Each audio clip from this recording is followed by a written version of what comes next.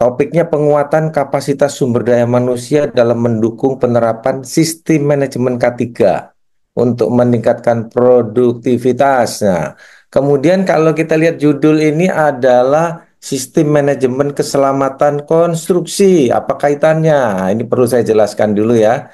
Jelaskan bahwa kalau sistem manajemen K3 itu kita bicara level perusahaan, berikut cabang, kemudian berikut juga proyeknya gitu ya. Nah, dan ada sertifikatnya, sertifikat sistem manajemen K3 atas nama perusahaan ataupun lokasi kerja pabrik. Tetapi kalau sistem manajemen keselamatan konstruksi, bicaranya hanya proyek per proyek.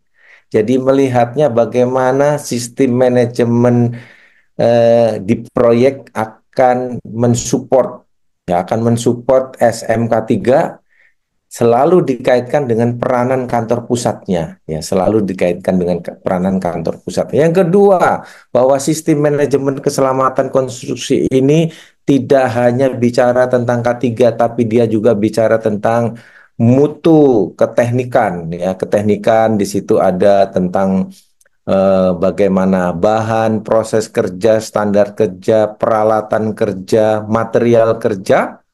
Nah, kemudian kita bicara K3 yang biasanya kita pelajari, kemudian kita bicara juga bagaimana kalau pengaruhnya dengan publik ya, bagaimana keselamatan publik, sarana publik, dan yang terakhir yang keempat kita juga bicara tentang lingkungan ya, karena proyek-proyek konstruksi selalu bicara dampaknya terhadap lingkungan dan ini sangat berperan. Jadi empat ya, empat poinnya sistem manajemen keselamatan konstruksi. Ya, saya lanjutkan lagi pengertiannya bahwa saya mengambil satu dasar peraturan Menteri nomor 10 tahun 2021 tentang penerapan SMKK. Kalau mau ditambah lagi, ada juga surat edaran Menteri PUPR 10 tahun 2022 ini tentang penjelasan detail dari Permen PUPR plus bagaimana mengatur kegiatan yang ada di IKN ya, ada yang di IKN gitu. Nah, yang berikutnya bahwa Permen PUPR SI ini tidak akan bisa berjalan kalau tidak juga mengkaitkan peraturan teknis. Jadi peraturan-peraturan teknis yang nanti saya jelaskan ada sekitar 26 itu ya, yang dari Naker maupun dari lainnya itu mendukung peraturan di atasnya. Jadi saya tayangkan satu slide khusus tentang peraturan teknis yang mau tidak mau akan kita kaitkan ya. Nah, beberapa minggu yang lalu kita pernah melakukan webinar ya, tapi ini sebelum ke sana saya perlu perkenalkan diri saya bahwa saya berpengalaman sebagai kontraktor cukup lama, hampir 20 tahun, kemudian jadi konsultan, kemudian juga mengajar. Kalau mengajar sudah lama sekali. Ini adalah proyek-proyek atau perusahaan-perusahaan yang pernah saya bantu. Ada ADI, ada APG, ada BUMN, ada PT Total cukup lama 9 tahun ya, HKI, dan lain-lain. Perumnas pun. Kemudian sekarang yang saya aktif itu ada yang saya beri tanda merah, ya, tanda merah, dan sertifikat saya cukup banyak. Mudah-mudahan bisa memperkaya kalau ditanya-tanya tentang K3 ataupun keselamatan konstruksi. Nah, ini ya, yang terakhir saya akhir 2003 itu pernah mewakili Asia Pasifik ya, di situ dari Indonesia bicara tentang safety engineering toward net zero. Jadi di situ zero keselamatan konstruksi, tidak ada kecelakaan, waste-nya juga bagus, power-nya juga bagus, itu saya bicara di situ. Nah, sekarang sebagai pengantar, beberapa minggu yang lalu kan saya pernah menjelaskan sedikit tentang bagaimana proses tender ya. Proses tender itu sampai dinyatakan sebagai pemenang. Nah, waktu tender itu kan kita diberi kesempatan untuk mengajukan RKK ya, RKK penawaran. Ini kita diberikan kesempatan ajukan RKK penawaran. Nah, di saat di situ kalau kita dinyatakan menang, hati-hati saja karena waktunya sangat singkat ya, sangat singkat. Ini harus dilengkapi.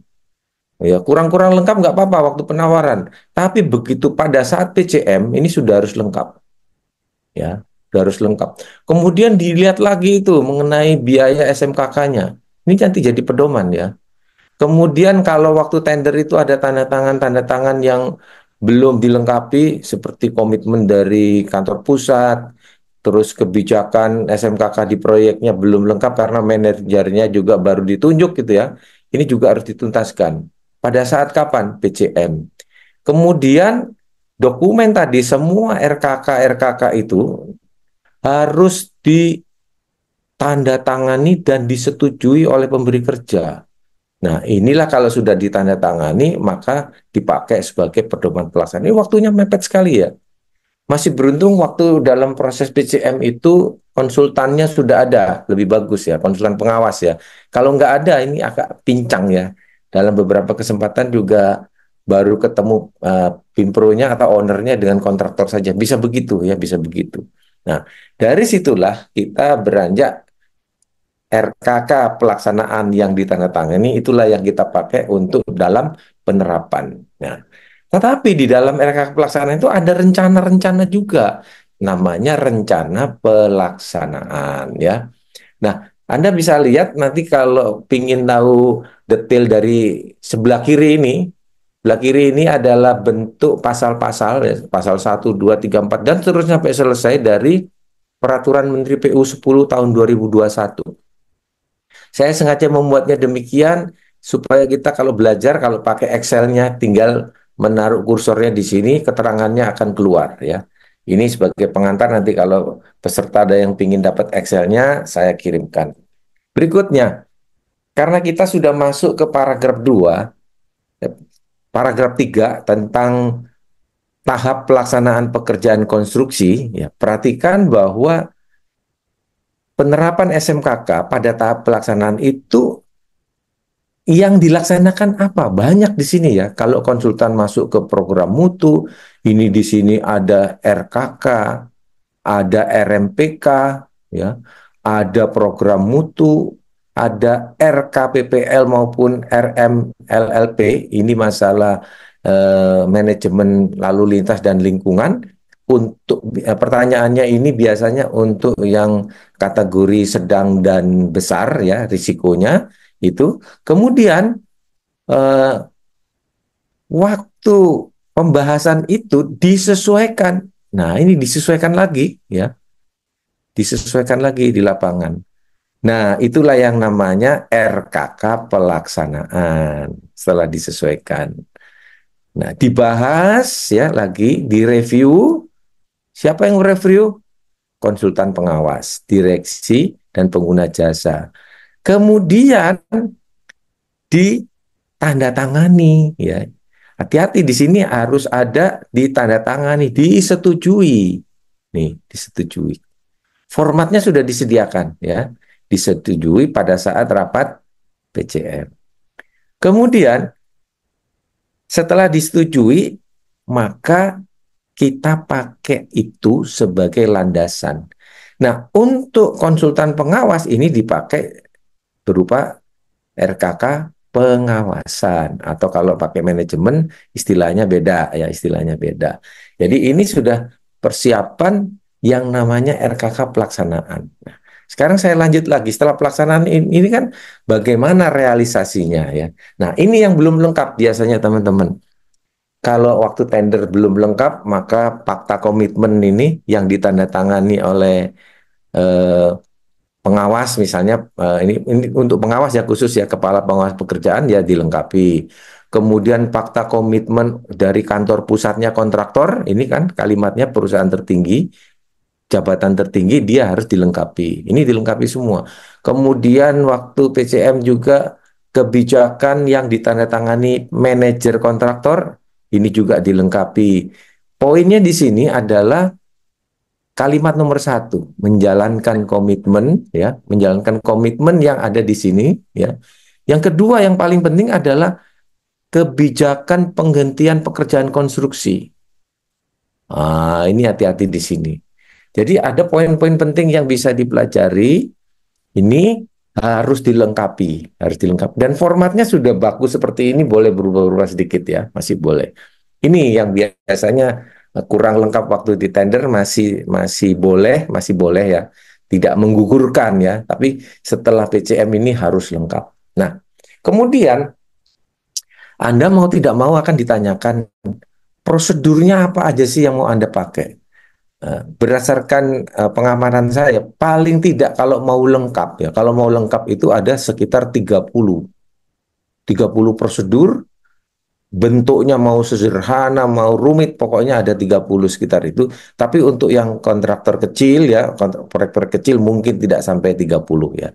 Karena di dalamnya kan juga ada tentang apa? Tentang lingkungan maupun lalu lintas ya. Nah, itu yang jelas prosedurnya agak dibedakan ya, agak dibedakan karena ada yang mengesahkan siapa. Nah, ini sudah ditentukan. Yang mengesahkan adalah pejabat-pejabat yang ada di sini. Saya tidak menyajikan semua ya dalam arti nomor 1 sampai 30, tapi loncat saja ya. Dan untuk sukses di lapangan, karena semua prosedur ini harus didukung oleh unit-unit kerja, maka di sini judulnya bagi habis. Bagi habis untuk siapa? Karena ini ada yang dilaksanakan oleh teman-teman di teknik proyek ya, logistik dan peralatan, SDM keuangan juga terlibat masalah SDM maupun nanti tagih menagih, terus supervisor juga dapat tugas, unit keselamatan konstruksi. Nah ini kalau kita bicara di SMKK ada yang namanya organisasi unit keselamatan konstruksi dan ini cenderung sebagai koordinator dalam pelaksanaan SMKK. Kepala proyeknya juga terlibat ya dan jangan lupa bahwa di dalam prosedur juga ada kaitannya dengan kantor pusat. Nah, ini ada yang pokoknya yang ke bawah ini keterlibatan kantor pusat harus kelihatan terus sampai ke bawah. Ini saya buatkan dalam bentuk tabel supaya nggak ada yang lolos gitu ya. Dengan catatan kalau kontraktornya nggak pekerjaannya tidak terlalu complicated atau risiko di bawah sedang ataupun sedang ke bawah itu tidak sampai 30 ya, tidak sampai 30. Nah, selanjutnya kalau saya boleh tambahkan lagi penyesuaian di lapangan. Apa yang dimaksud penyesuaian di lapangan? Pasal 25 itu. Karena kondisi waktu tender kan beda ya dengan setelah rapat bareng-bareng itu. Apalagi kita setelah kunjungan lapangan itu akan beda ya. Tapi, nah ini ada tapinya ya. Bahwa semua perubahan penyesuaian RKK RMPK itu harus mendapat persetujuan. Nah, hati-hati di sini ya. Kalau ada penyesuaian di lapangan. Nah, pengguna jasa yang melakukan pengawasan ini untuk konsultan, ya, pegangannya ada, ya. Ini tugasnya dia. Dalam prakteknya, pengguna jasa atau PPK boleh dibantu ahli keselamatan, boleh. Jadi teman-teman yang punya sertifikat ahli keselamatan dapat dibantu, bisa dikontrak, ya, bisa dikontrak, entah itu selama proyek atau temporary berdasarkan kebutuhan. Ini dalam bentuk pengawasan dan evaluasi. Banyak kan pengawasan dilakukan bisa tiap hari, evaluasi bisa dilakukan mingguan, bulanan, ataupun untuk hal-hal khusus. Jadi di sini dapat dibantu ini peranannya dari ahli-ahli yang tersedia di lapangan. Jadi Anda boleh dikontrak di sini ya. Nah, ini pasal 25 bilang begitu. Siap-siap saja kalau dipakai ya. Nah, kemudian saya lanjutkan lagi. Ada pekerjaan-pekerjaan yang nggak boleh serta-merta Anda bisa lakukan. Misalnya kalau pekerjaannya hanya eh, motong kayu, kemudian ya bersih-bersih, angkut sampah itu nggak perlu izin khusus atau memerlukan analisis khusus. Itu ada di mana? Di pasal 26. Jadi pekerjaan-pekerjaan yang bersifat khusus paling sedikit. Jadi paling sedikit ini dikatakan pekerjaan apa saja? A, B, C, D ini 1, 2, 3, 4, 5, 6, 7, 8, 9, 10. 10 ya. 10 ini harus melalui analisis maupun izin ya. Siapa yang nyusun? Nah, yang nyusun itu ahli Bisa juga menggunakan tenaga teknis, bisa ya. Kalau yang gampang-gampang ya masih ahli cukup lah. Kita sebagai ahli K3 konstruksi juga bisa ya. Atau petugas kalau proyeknya kecil. 10 ini cukup enggak? Saya nanti bisa sampaikan ada pekerjaan-pekerjaan lain selain pekerjaan A sampai J ini 10 yang harus kita tambahkan. Nah, kemudian kalau terjadi perubahan metode kerja atau situasi, nah, kemudian ini boleh boleh boleh ditinjau kembali ya, boleh ditinjau kembali. Nah, selanjutnya kita harus menggunakan format kalau sudah dianalisis karena ini pekerjaan khusus, kita harus menggunakan yang namanya format izin kerja. Nah, saya berikan contohnya ya. Ini contohnya kalau analisis keselamatan konstruksi, formatnya banyak ya. Saya berikan satu contoh saja. Kalau ini complicated, kalau yang nggak complicated ya sederhana saja ya. Kemudian surat izin kerjanya bisa bentuknya seperti ini. Tadi kan saya bilang 10 ya. Ternyata di sini kita bisa tentukan lebih dari 10. Tidak harus semuanya, tapi saya buatkan dalam bentuk satu format, tinggal yang dipakai yang mana ya. Ini lebih jelas, ada dokumen pendukungnya, jenisnya ada, kemudian dokumen pendukungnya apa saja, termasuk petugas darurat ya, nomor-nomor penting, pemberi izinnya siapa, terus nanti misalnya masa berlakunya nggak cukup, belum selesai, bisa diperpanjang lagi. Ya, ini sifat daripada izin kerja. Ini jadi kaitannya dengan pekerjaan khusus, banyak juga yang tidak perlu melewati proses analisis, banyak juga ya, banyak juga. Nah, sekarang pindah lagi. Laporannya bagaimana? Jadi kalau di pasal 28 itu laporan apa saja yang harus dibuat. Kalau jenis laporannya yang jelas sesuai dengan kemajuan pekerjaan ya. Kemudian ada yang harian, ada yang mingguan, ada yang bulanan, ada yang akhir. Masih ada ini yang khusus ya. Nanti saya tunjukkan yang khusus seperti apa. Seperti audit. Ya, ini khusus ya. Karena tidak dilakukan secara rutin.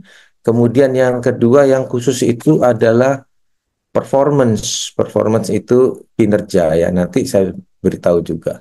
Di samping yang harian, mingguan, dan bulanan. Nah, dokumen foto harus ada, audio visual juga ada. Nah, permasalahannya, daftar laporan ini kan diberikan contoh di lampiran itu. Apakah semuanya dipakai? Tentu saja tidak. Justru itu di dalam kesempatan membahas di PCM, kita selesaikan mau pakai yang mana. Apakah laporan itu paperless boleh, tanpa kertas boleh, kemudian format-formatnya seperti ini setuju atau enggak. Kalau enggak, maka ada permintaan yang kadang-kadang nambah lagi, kurang lagi, nambah lagi. Kalau nggak masuk akal kan merepotkan kita ya. Nah, jadi laporan apa saja, kalau berdasarkan tabel Anda bisa lihat di sini ada laporan pelaksanaan yang ini disusun oleh yang pertama ini disusun oleh penyedia jasa. Nih, ada harian, mingguan, bulanan. Ya, di sini kan tidak disebut laporan khusus, tidak, ya tidak ada. Kemudian yang pengawasan, ini ya pengawasan. Tuh, disusun, kemudian disetujui. Semua di sini mengetahui ya adalah Pimpronya atau penanggung jawab. Kemudian laporan pelaksanaan pengawasan, ini tetap pengawasan di sini ya. Nah, tidak ada keterlibatan dari penyedia jasa konstruksi. Nah, kemudian jangan salah bahwa kalau teman-teman yang konsultan, Anda juga wajib untuk menyiapkan adanya laporan Pimpro yang ditujukan kepada atasan langsung. Nah, ini kalau kita nggak bantu ya Pimpronya nggak bikin laporan. Ya, nggak bikin laporan. Waktunya, nah ini ada waktunya nih. Ada waktunya setiap hari, Senin minggu berikutnya, tanggal 10 bulan berikutnya, jumlahnya juga ditetapkan, tetapi ini tidak terlalu mengikat, nanti disepakati waktu PCM saja. ya seperti PCM ini, masalah sesuai dengan waktunya. Di sini kan belum kelihatan ini.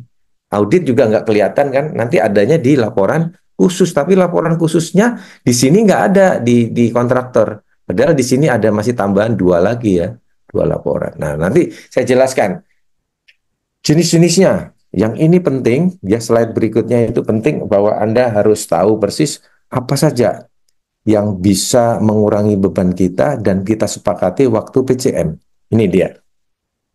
Laporan harian keselamatan konstruksi banyak sekali kan, nomor 11 sampai 126. Nah, Anda paling tidak sudah punya format-formatnya ini. Ya, dalam bentuk apapun yang mudah dipakai, saya biasanya dalam bentuk tabel atau Excel ya, saya sudah siapkan semua ini form-form ini. Nah, waktu PCM kita ngobrol sama PPK maupun sama konsultannya. Seperti apa ini? Kita pakai yang ini ya untuk harian ya. Ya, kemudian apalagi yang kita pakai? Kalau nggak ada kejadian bagaimana? Perlu nggak kita lapor?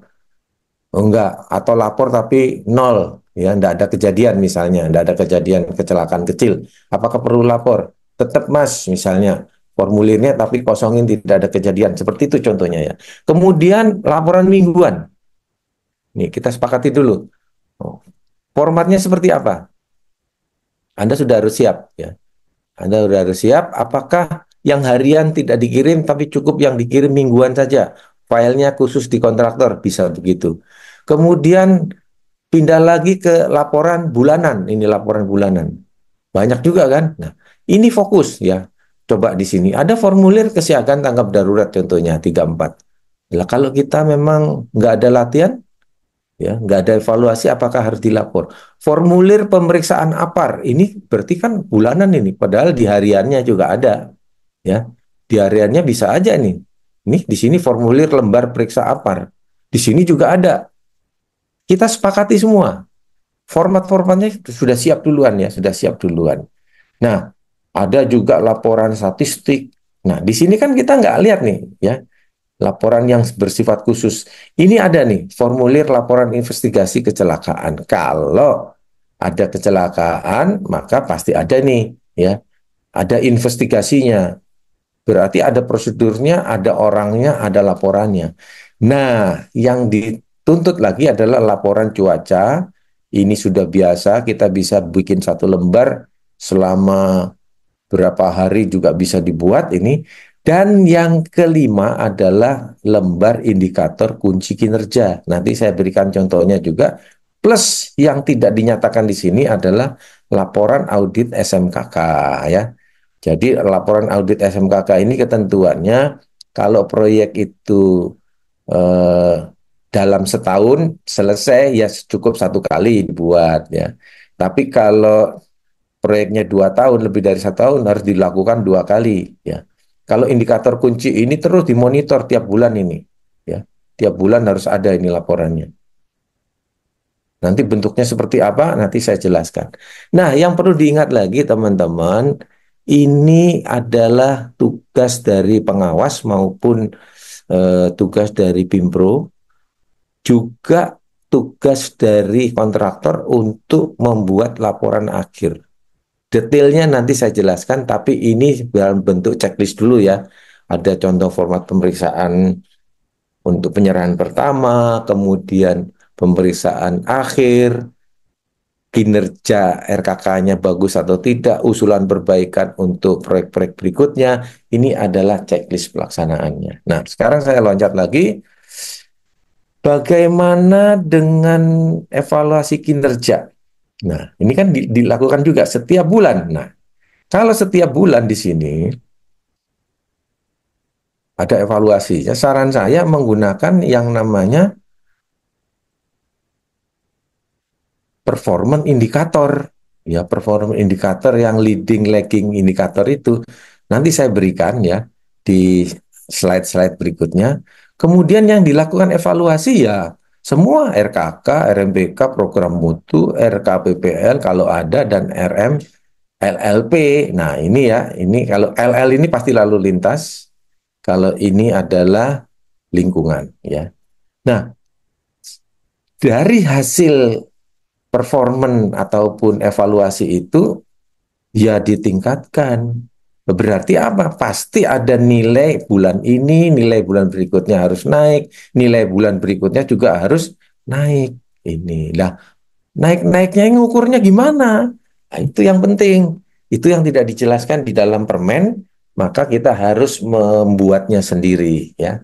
Nah, kemudian ada juga pengurusan tentang penerapan dalam tahap serah terima. Serah terima pertama masih sederhana ya, masih sederhana. Yang agak rumit nanti di waktu serah terima pasal 31. Ini masa pemeliharaan ya, sebelum Anda bisa bayangkan bahwa pada saat masa pemeliharaan itu bahwa rujukannya tetap gambar terpasang.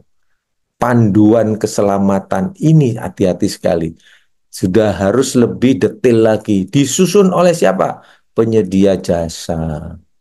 Sudah dimutakhirkan karena ini untuk tahapan pasal 31 ya, masa pemeliharaan. Karena nanti ini menjadi dokumen waktu penyerahan. Jadi tahapannya dari pelaksanaan operasinya, kemudian serah terima pertama, kemudian serah terima kedua, pemeliharaan dulu ya, pemeliharaan, kemudian serah terima kedua. Nah, ini sekarang waktu tahap serah terima lebih rumit lagi. Makanya kalau dokumen kita waktu penerapan itu tidak lengkap, jangan harap bahwa lengkap laporan pelaksanaan RKK itu bisa kita sajikan. Ini bisa dilihat di lampiran I ya, lampiran I. Nah, dalam tahap serah terima ini boleh dikeluarkan surat keterangan nihil kecelakaan. Hati-hati ya, nanti kalau ada yang tanya maksudnya nihil itu apa, nanti baru saya jelaskan. Bagaimana kalau dalam hal terjadi kecelakaan? Nah, itu pasti surat peringatan ya. Nah, nihil ini nanti punya pengertian lebih khusus. Jadi silakan ditanyakan ya. Kemudian pemutakhiran. Ini tugasnya dari akhir pemutakhirannya. Nah, kalau ditemukan kondisinya menyimpang dari standar, nah ini ya, dari standar ketentuan pengaturan, bisa saja. Contohnya apa? Contohnya, gedungnya sudah jadi, ternyata aparnya itu kurang jumlahnya ataupun jenisnya atau penempatannya. Nah, ini nanti jadi PR. PR-nya untuk tim laik fungsi. Nah, jadi tidak semua yang diserahkan itu waktu itu memenuhi persyaratan standar. Belum tentu karena memang kontraknya bicara begitu. Ya sudah, ini PR, berarti PR untuk tim laik fungsi. Bisa jadi, dan itu banyak sekali saya temukan pada proses yang di akhir serah terima. Jadi capek tim penerima maupun tim yang akan mengoperasikan suatu bangunan konstruksi itu ada capeknya juga, kurang-kurangnya dipenuhi. Ya, kurang-kurangnya juga harus dipenuhi. Nah, jangan lupa teman-teman sekalian, kalau kita mau lihat jenis lampiran di permen itu banyak sekali ya, banyak sekali. Lampiran A, lampiran B sampai lampiran K. Ini Anda bisa ambil sebagai contoh-contoh dan ini sudah ada sebenarnya dalam format Excel maupun PDF sudah ada semua sehingga mudah dipakai ya. Nah, ini ada catatan di sini. Kecuali, nah ini audit nanti saya bahas sedikit, kemudian lembar indikator kinerja.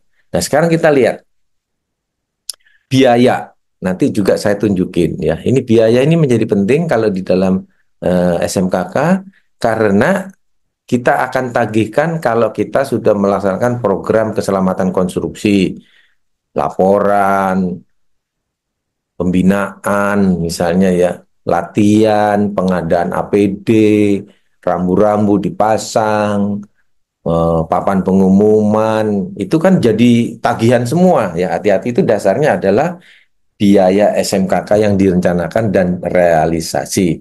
Jadi saya sudah berikan di sini pedoman ya, lampiran permen PUPR itu. Nanti isinya apa? Kalau di Excelnya itu akan ketahuan kalau kita lihat di tanda merah ini. Isinya apa saja. Nah, totalnya semua lampiran itu 376 halaman. Ya. Nah, kita lihat sekarang. Contohnya saja, laporan pelaksanaan RKK. Laporan pelaksanaan RKK diberikan contoh-contohnya, ada di sini ya. Ada contoh-contoh laporannya. Nah, artinya Anda juga harus perhatikan di format laporan ada covernya juga ya. Laporan harian ada 26, Anda bisa cek. Laporan mingguan ada 2. Ada bulanan ada 15. Indikator kinerja ada. Kemudian laporan audit ya, laporan audit juga ada di sini di lampiran K ya. Jadi ini kan lampiran I ya, ini lampiran I, laporan pelaksanaan. Kemudian kalau kita ingin tahu lampiran K ini penting ya di sini. Kalau dalam pelaksanaan itu J kurang penting, yang I sama K ini sangat penting.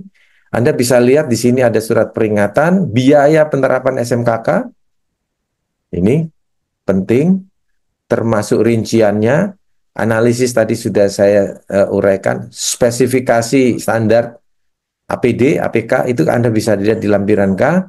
Kemudian form audit ini ada di lampiran K ya, ada di lampiran K. Jadi jangan salah lihat, nanti Anda akan bingung. Nah, bagaimana kita membuat sasaran dan program kerja? Nah, sederhananya seperti ini. Ini saya berikan contoh waktu saya membantu di satu perusahaan, ya cukup kontraktornya sedang lah ini ya. Cukup seperti ini. Program umum. Nah, ini sasarannya seperti apa, penanggung jawabnya siapa. Cukup ini ya, udah jelas itu. Kinerja mutunya seperti apa, kinerja pembinaannya seperti apa, kinerja keselamatan kerjanya seperti apa. Ini adalah program-programnya ya. Di luar program-program yang sifatnya khusus yang perlu analisis ya. Kalau latihan P3K apa perlu analisis kan enggak kan gitu ya. Ini jenis-jenis latihannya, ini contoh saja ya, contoh saja. Kemudian yang penting lagi ada kaitannya dengan kantor pusat adalah jadwal dan jumlah komunikasi. Ini menjadi penilaian khusus kita buatkan ya, jenis komunikasi ini selalu ditanyakan karena keselamatan itu bicara komunikasi mulai dari nomor 1 sampai nomor 11, jadwalnya seperti apa, Anda harus buatkan berapa kalinya karena ini dampaknya nanti ke biaya ya, ke biaya. Dan saya teruskan lagi, identifikasi bahaya justru di sini ini kita bicara yang sifatnya nilainya tinggi. Nah, ini contohnya kalau di sini kan contohnya 2 kali 3 6, apakah ini perlu perlu analisis keselamatan konstruksi? Tidak ya. Ini kan masih warnanya hijau ya, warnanya hijau ini kalau masih 2. Tapi tetap perlu diturunkan misalnya. Nah, pendekatannya kalau saya semua teman-teman di proyek itu harus sadar apakah ada kemungkinan risiko terhadap mechanical hazard, physical hazard, electrical hazard, chemical hazard, biological hazard, ergonomic hazard, psychological hazard, dan environment hazard. Kalau iya, apa?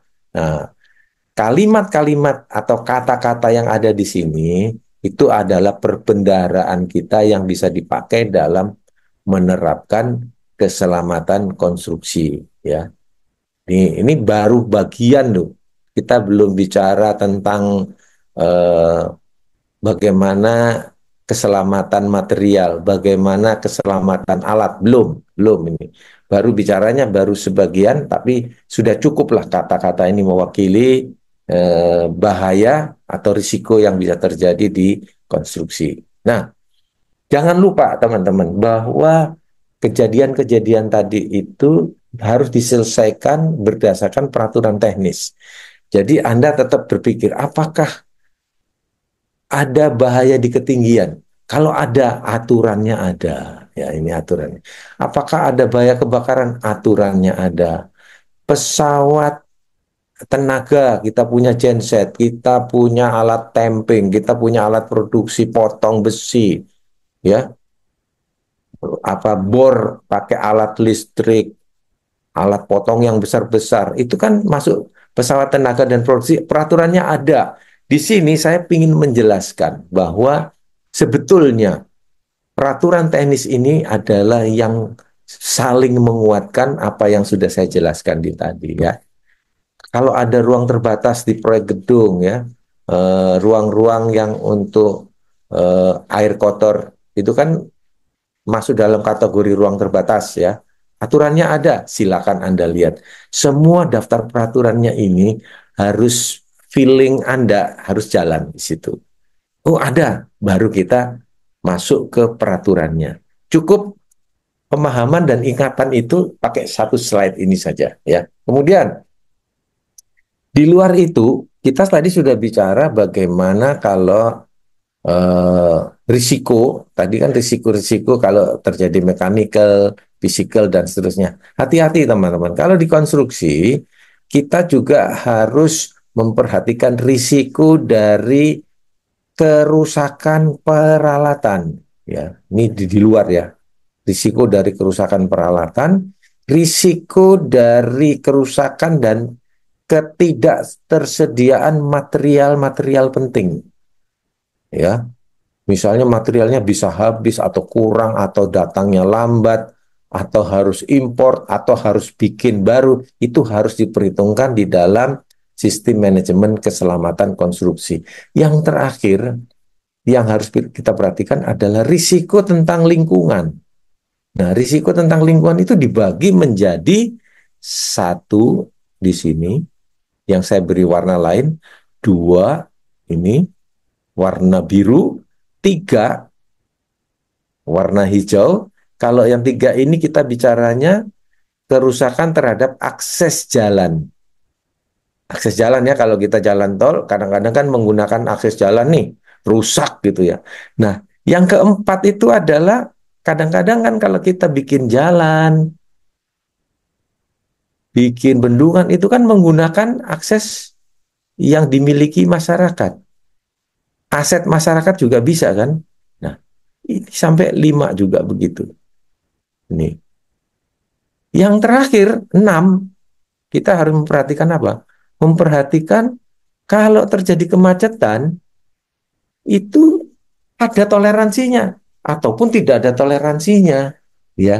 Jadi hati-hati sekali kalau kita bicara risiko keselamatan konstruksi itu, khususnya lingkungan, ada 1, 2, 3, 4, 5, 6, dan itu dampaknya yang terakhir kepada sampai kepada lingkungan hidup, ya, terhadap lingkungan hidup. Ini kan limatnya jelas ini ya, pencemaran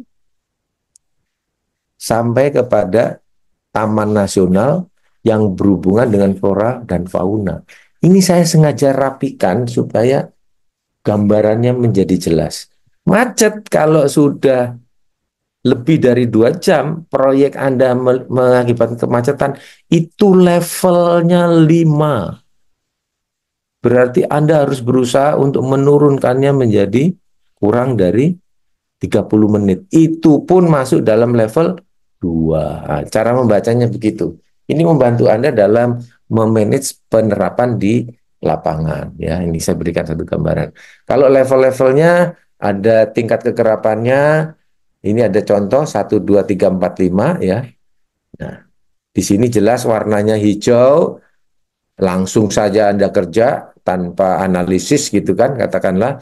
Tapi kalau merah tidak boleh kerja kalau levelnya itu besar 15 ya. Tapi kalau yang masih di kuning itu turunkan, kalau nggak bisa ya kesepakatan ya. Kesepakatan bahwa risiko masih bisa diterima tapi dengan pengawasan khusus bertahap, hati-hati, pelan-pelan karena risikonya tidak ada di hijau. Nah, ini bicara risikonya. Nah, sekarang kita pindah ke bagaimana dengan biaya penerapan. biaya penerapan ini kan sudah disetujui waktu tender ya, Anda sudah sepakat untuk melakukan kegiatan apa aja, misalnya penyiapan dokumen, sosialisasi, kemudian ada rambu-rambu dipasang. Anda tinggal sekarang bagaimana membuat realisasi biaya penerapannya. Misalnya dari rencana bulan ini kita bisa lakukan satu kali pengarahan K3, ini ya pengarahan K3 briefing kita lakukan sebulan sekali. Tagih, nah ini nagih gitu ya. Bulan kedua nagih lagi, bulan ketiga nagih lagi. Tabel ini membuat memudahkan kita untuk melakukan penagihan terhadap realisasi biaya penerapan. Umumnya yang terjadi adalah rumusan progres. Nah, ini yang kalau mau gampang-gampangan ya, progres fisik sekian persen dikali biaya SMKK. Nah, ini yang mau gampang-gampangan untuk nagih uangnya. Saran saya enggak ya, karena saya di proyek yang sebelumnya saya buatkan itu S-curve-nya khusus untuk penerapan SMKK. Biaya ini kelihatan S-curve-nya ya. Ya, tapi umumnya perusahaan proyek-proyek itu pakai progres fisik kali biaya SMKK. Misalnya biaya SMKK-nya 2 miliar, progres fisiknya berapa? Ya udah Anda berhak nagih. Ini tidak real ya, tidak real. Ini kenyataannya seperti itu. Nah, audit. Saya masih punya sekitar 5 menit, 10 menit ya. Audit itu kalau kita lihat, tadi kan saya jelaskan, audit ini dilakukan setahun sekali, ya setahun sekali lah, katakanlah begitu. Kalau proyeknya 2 tahun ya 2 kali gitu ya. Nah, itu total pertanyaannya itu 86. 86 pertanyaan yang harus dijawab, ya harus dijawab. Nah, pilihannya cuma sesuai minor, major enggak lah ya. Kalau major itu kebangetan. Ini aja. Nah, dalam bentuk Excel saya ada, kemudian bobot. Nah, kita bicara bobotnya itu saya kalau di permen PUPR itu nggak ada, saya bisa buatkan itu kalau bobot misalnya 80 ke atas gitu sampai 100 itu baik gitu ya, baik. Ini contohnya di sini, saya kasih contoh ya. Lah ini karena sifatnya audit, sifatnya ini lebih ke arah ke pencegahan ya, upaya-upayanya. Bentuknya dalam bentuk Excel aja, Mas. Gampang ini kalau ada yang butuh nanti minta aja ke saya kasih. Ya dalam bentuk format Excel, ngisi latihan ngisi angkanya keluar sendiri ya, sudah dalam bentuk format ini. Nah, yang terakhir adalah performance ya. Di dalam Permen PUPR itu ditetapkan bahwa kinerja sistem manajemen keselamatan konstruksi itu dibagi, ada bobot 50 itu untuk upaya mencegah, kemudian ada bobot 50 untuk hasil dari upaya mencegah itu seperti apa? Apakah keselamatan orangnya itu zero ya? Apakah pengelolaan mutu dan seterusnya ini bagus? Bagus itu diberi bobot masing-masing 10 10 10 10 10. Totalnya 100. Nah, ini sepakat dulu bobot ini ya. Nah, sepakat waktu PCM atau sambil jalan lah kalau masih belajar. Kemudian kita juga bisa menentukan sasarannya. Nah, sasaran ini yang nanti sebagai pedoman bulanan untuk mencapai realisasi. Ya, nanti realisasinya ini kan masih contohnya 92,51, bulan depan makin bagus, makin bagus, makin bagus sehingga bisa melampaui sasaran. Ini juga dalam bentuk Excel. Ya, dalam bentuk Excel. Jadi menyenangkan sekali sebetulnya kalau kita bisa menerapkan dengan ringkas kerjasama antara kontraktor, kerjasama konsultan pengawas, dan kerjasama dengan Pimpro PPK-nya. Ini tugas bareng ini bisa enak nih. Jadi Pimpro nanti selesai proyek ini loh, kinerjanya, lagging indikatornya maksimal, tidak ada kerugian sama sekali. Mutunya bagus, nggak ada teguran misalnya. Pengelolaan lingkungannya bagus, nggak ada macet, nilainya maksimal. Materialnya lancar, sesuai peralatannya paling rusak-rusak sedikit masih maksimal. Nah, itu kan dalam bentuk laporan ya kan. Nah, seperti itu ya. Nah, kalau Anda ingin lebih detail lagi yang tidak ada di Permen PUPR, Anda bisa lihat di SE 10 tahun 2022 ada panduan operasional untuk keselamatan keteknikan, ini ada daftarnya. Kemudian panduan operasional untuk K3 ada daftarnya A sampai L ya di sini. Audit kan, nah di sini. Tapi nggak kelihatan yang namanya kinerja tadi ya. Nah, kenapa kan gitu? Berarti kurang gitu ya. Padahal itu ada poinnya di Permen PU masalah kinerja. Ini mestinya ada nih kinerja ya. Ada semua di sini juga ada kinerjanya, di tempat lain juga ada kinerjanya. Kemudian panduan operasional keselamatan publik. Panduan operasional keselamatan lingkungan ini untuk yang risiko sedang dan besar.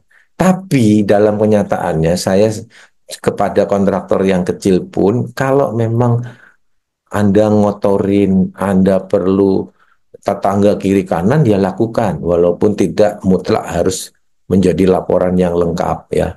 Ini juga bisa dipakai. Nah, saya kira selesai sampai di situ bisa pas waktunya jam 2 selesai ya. Kita bisa masuk ke sesi tanya jawab. Nah, ini satu lagi sebetulnya nanti kalau saya nggak bisa jawab ya saya akan menggunakan format ini ya. Ini kan peraturan Permen 10 dalam format Excel, pasal-pasalnya sudah lengkap. Kalau saya ditanya kesulitan jawab ya saya buka aja file ini gitu ya teman-teman. Kalau yang butuh ya saya kasih lah. Silakan Mas Arif. Oke, baik. Terima kasih Pak Domi untuk materinya dan ini sudah banyak yang bertanya untuk Bapak Ibu semuanya yang ingin bertanya, silahkan bisa tuliskan pertanyaannya di kolom Q&A. Nanti kita akan sama-sama ajukan pertanyaan Bapak Ibu kepada Pak Domi. Sebelum kita lanjut ke sesi tanya jawab, saya akan memberikan informasi terlebih dahulu untuk Bapak Ibu semuanya, teman-teman yang hadir hari ini. Untuk mendapatkan sertifikat, nanti akan saya berikan di kolom chat Zoom ya sesaat lagi untuk link absensinya. Nah, sebelum itu Bapak Ibu coba cek dulu di aplikasi Mika, apakah Bapak Ibu aplikasi Mikanya sudah platinum atau masih silver. Kalau masih silver, silahkan Bapak Ibu nanti setelah absensi bisa upgrade dulu menjadi platinum. Supaya apa? Supaya nanti Bapak Ibu bisa mendapatkan sertifikat dan modul serta regulasi bisa diakses ya. Kalau misalkan masih silver kan untuk dua menu ini itu masih terkunci gitu ya. Sertifikatnya nggak hilang, tapi akan em, tertahan sementara saja sampai dengan Bapak Ibu em, upgrade menjadi platinum. Yang penting Bapak Ibu absensinya sudah berhasil masuk ya. Oke, nah kemudian cara untuk upgrade platinum ya berikut saya berikan videonya. Silahkan bisa disimak terlebih dahulu. Tutorial upgrade Platinum Member aplikasi Mika Super App K3. Yang pertama, silahkan Anda klik salah satu gambar gembok yang ada pada halaman beranda Anda, kemudian klik upgrade kartu Platinum. Lalu, Anda bisa pilih dengan 3 masa aktif kartu, 3 bulan, 6 bulan, ataupun 1 tahun. Setelah itu, klik upgrade sekarang. Kemudian Anda bisa pilih metode pembayaran melalui virtual account atau juga e-wallet. Setelah itu, klik bayar. Kemudian, silahkan salin rekening virtual Anda dan lakukan transfer berdasarkan nominal yang telah tersedia pada aplikasi. Dan khusus Anda yang menggunakan Mandiri, silahkan Anda pilih pihak ketiga, yaitu Sendit 88908, sesuai dengan 5 angka yang ada di depan rekening virtual Anda. Setelah Anda transfer, silahkan Anda buka kembali aplikasi Mika Super App K3, lalu refresh kembali aplikasi Anda. Setelah itu, Anda bisa klik nama Anda, lalu akan muncul member card Platinum. Oke, nah itu tadi ya cara untuk upgrade menjadi Platinum member. Silahkan nanti Bapak Ibu dicek aplikasinya apakah sudah Platinum atau masih Silver. Nah, Kemudian untuk rekaman webinar kolega dan juga video-video menarik lainnya terkait dengan K3 juga akan kita tayangkan di channel YouTube-nya Kak Cideni ya Bapak Ibu. Silahkan bisa di-subscribe channel YouTube-nya Kak Cideni karena di channel YouTube Kak Cideni akan ada banyak sekali ilmu-ilmu K3 yang akan diupload di sini ya, termasuk rekaman webinar. Kemudian untuk Bapak Ibu semuanya yang ingin terjun ke dunia K3, nah Bapak Ibu bisa mulai dari ahli K3 umum. Kalau misalkan Bapak Ibu ingin ikut secara online, kami ada di tanggal 5 Februari sampai dengan 19 Februari. Nah, ini masih ada harga early bird-nya untuk potongan 500.000 ya Bapak Ibu semuanya. Nanti bisa hubungi tim Mediatama yang Bapak Ibu kenal. Kemudian untuk pendidikannya minimal D3 ya Bapak Ibu untuk yang ahli K3 umum. Tapi kalau Bapak Ibu semuanya sudah punya yang ahli K3 umum, kemudian dirasa ingin mengambil kompetensi yang BNSP, kita juga ada nih ahli K3 BNSP ya. Nah, untuk yang ahli K3 BNSP ini Bapak Ibu menggunakan sistem atau pelatihan secara mandiri. Jadi nanti ada platform digital Mediatama, Bapak Ibu cukup tonton video pembelajaran yang sudah kami siapkan. Nanti pada saat hari Jumat ya, setiap hari Jumat kita akan ada uji kompetensinya seperti itu. Sehingga harganya sangat terjangkau Bapak Ibu dari harga di luaran sana yang 2,5 juta, ini cukup 950.000 saja. Dan nanti kalau teman-teman atau Bapak Ibu kenal tim Mediatama bisa mendapatkan potongan 100.000 lagi, jadi cukup 850.000 saja. Kemudian ini informasi penting juga untuk yang ahli K3 BNSP sudah tidak bisa ijazahnya SMA Bapak Ibu. Jadi minimal D3 ya, sehingga untuk yang level SMA nanti ada kita buka skema baru terkait dengan yang operator atau petugas K3 BNSP ya Bapak Ibu. Oke, nah kemudian kalau misalkan sudah punya yang ahli K3 umum Kemnaker RI, Bapak Ibu bisa juga lanjut ke auditor SMK 3 Kemnaker RI ini. Kita juga akan laksanakan secara online training di tanggal 17 Februari. Tapi kalau Bapak Ibu ingin masuk di Januari ini, hari Senin ini nanti kita akan running auditor. Pastikan Bapak Ibu semuanya dokumennya masuk sebelum hari Senin ya, maksimal hari Minggu, supaya nanti Bapak Ibu bisa diikut sertakan pada saat pelatihan di Januari ini ya. Kemudian kita juga ada ahli K3 Muda Lingkungan Kerja. Nanti Bapak Ibu akan mendapatkan sertifikat Hygiene Industri Muda dari BNSP serta SKP dan juga lisensinya dari Kemnaker RI. Nah, ini masih ada harga, oh sudah lewat ya harga early bird-nya ya. Untuk yang tanggal 23 Januari ini di minggu depan ya. Oke, kemudian kita juga ada teknisi K3 listrik untuk bapak-bapak yang bekerja di dunia kelistrikan minimal SMK ya kejuruan teknik. Tapi kalau pendidikannya D3 atau S1 teknik bisa ikut yang ahli K3 listrik. Nah, ini kita laksanakan untuk yang ahli K3 listrik secara tatap muka atau full offline ya. Kalau yang teknisi masih blended. Jadi nanti Bapak Ibu materinya secara online. Ini juga ada untuk sektor konstruksi, ahli muda K3 konstruksi. Bapak Ibu juga bisa nih untuk yang pendidikannya minimal SMA, nanti ikutnya yang ahli muda K3 konstruksi dan ini pelatihannya secara online training. Kita akan running di tanggal 23 Januari. Ya. Lalu untuk supervisor peranca, kalau misalkan bapak-bapak mengawasi peranca, ikutnya yang supervisor peranca. Tapi kalau yang memasang dan membongkar peranca, ikut yang teknisi peranca ya. Dan keduanya kita laksanakan secara blended training. Jadi artinya nanti bapak ibu, bapak-bapak ya. Tapi ada juga lah yang ibu-ibu ya, yang perempuan ikut juga yang peranca itu luar biasa ya. Silakan bisa mengikuti di bulan Februari ini ya. Untuk yang teknisi ada di Januari ya. Kemudian kita juga ada nih untuk yang petugas peran kebakaran kelas D. Jadi kalau misalkan di perusahaannya masuk ke dalam tim tanggap darurat, bisa ikut petugas peran kebakaran kelas D. Kita laksanakan secara blended training ya. Dan nanti Bapak Ibu juga akan praktek bagaimana cara menggunakan APAR dan juga fire blanket. Dan kalau sudah punya yang kelas D nanti bisa juga lanjut ke kelas C ya. Atau kita juga ada promo nih nanti untuk yang paket bundling kelas D dan juga kelas C. Kemudian P3K kita juga ada. Untuk P3K ini minimal SMA dan dilakukan secara tatap muka ya, full tatap muka. Kalau untuk yang P3K kita laksanakan di akhir Januari, 28 sampai 31 Januari. Lalu kalau kita bekerja di ketinggian ya dan masih menggunakan platform peranca bisa ikut yang TKBT tingkat 2. Kemudian kalau misalkan kita menggunakan akses tali ya sudah bergelantungan ikut yang TKPK tingkat 1. Nah, keduanya kita lakukan secara blended training, nanti praktik langsung bersama praktisi kita terkait dengan bekerja di ketinggiannya ya. Dan ini pendidikannya minimal SD ya Bapak Ibu sudah bisa mengikuti pelatihan TKPT ataupun juga TKPK. Lalu kalau di perusahaannya punya forklift, pastikan juga forkliftnya ada CEO-nya ya, operator forklift kelas 3, kelas 2 kita akan laksanakan di tanggal 22 Januari secara online training. Tapi nanti pada saat praktek itu di tempat kami di Mediatama nanti sudah kami siapkan untuk forkliftnya dan tinggal pakai saja gitu ya. Kemudian untuk di sektor rumah sakit juga ada K3 Rumah Sakit Kemnaker RI dan ini kita laksanakan secara online training di bulan Februari. Kalau ingin ambil yang BNSP kita ada yang paramedis K3 Muda BNSP. Dan ini sama-sama di tanggal 24 Februari secara online training. Kemudian untuk teknisi K3 ruang terbatas kita juga ada di 21 Januari secara blended training ya. Nanti akan praktik juga bersama praktisi terkait dengan bagaimana bekerja di ruang terbatas.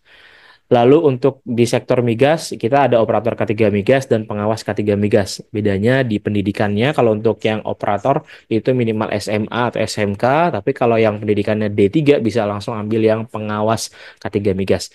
Dan ini dilakukan secara online training, secara 3 hari ya, dan nanti sertifikatnya dari BNSP. Masih ada harga early bird potongan 1 juta rupiah. Nanti kalau teman-teman kenal tim Mediatama, minta aja tambahan potongan 250.000 lagi. Jadi 1.250.000 rupiah untuk potongannya ya teman-teman. Kemudian kita juga ada nih investigasi insiden bagi teman-teman yang sudah berprofesi atau bekerja sebagai HSE. Nah, pastikan juga memiliki pengetahuan atau kompetensi terkait dengan menginvestigasi insiden ya, sebuah insiden. Nah, ini kita ada promo 50% dari harga promo ya, dari 3,5 juta itu dipotong 50% saja teman-teman ya. Cukup 1 jutaan. Nah, silakan bisa manfaatkan untuk promo ini di tanggal 28 Januari kita akan running untuk pelatihannya. Dan ini adalah ATK yang akan teman-teman dapatkan kalau misalkan teman-teman ikut di Mediatama untuk pelatihannya. Nanti kalau untuk yang online akan dikirimkan menggunakan Tiki ke rumah teman-teman semuanya. Tapi kalau yang offline nanti akan diberikan pada saat praktek ya, pada saat pelatihan offline-nya ya. Nah, kalau misalkan teman-teman ketinggalan untuk webinar sebelumnya, silakan bisa kunjungi website Mediatama Learning Academy di midlea.co.id. Di sini ada banyak sekali pembelajaran terkait K3. Ya, nanti teman-teman bisa mempelajari secara mandiri di sini dan perlu daftar lagi akunnya. Jadi tidak bisa menggunakan akun yang ada di aplikasi Mika gitu ya, langsung login. Itu nggak bisa karena belum terintegrasi sehingga Bapak Ibu perlu daftar dulu akunnya. Dan ini nggak ada platinum, nggak ada silver ya. Bapak Ibu nanti cukup daftar, kemudian pilih saja video-videonya, nanti Bapak Ibu langsung bisa belajar secara mandiri. Selain mendapatkan materi videonya, bisa mendapatkan sertifikat dan juga bisa mendownload modulnya ya Bapak Ibu semuanya di platform e-course-nya Mediatama Learning Academy atau Milea ya. Oke, nah di website kami juga ada menu karir di mediatama.co.id, kemudian klik saja menu karir, nanti akan ada lowongan pekerjaan setiap harinya dan update. Silahkan nanti bisa masukkan saja CV-nya.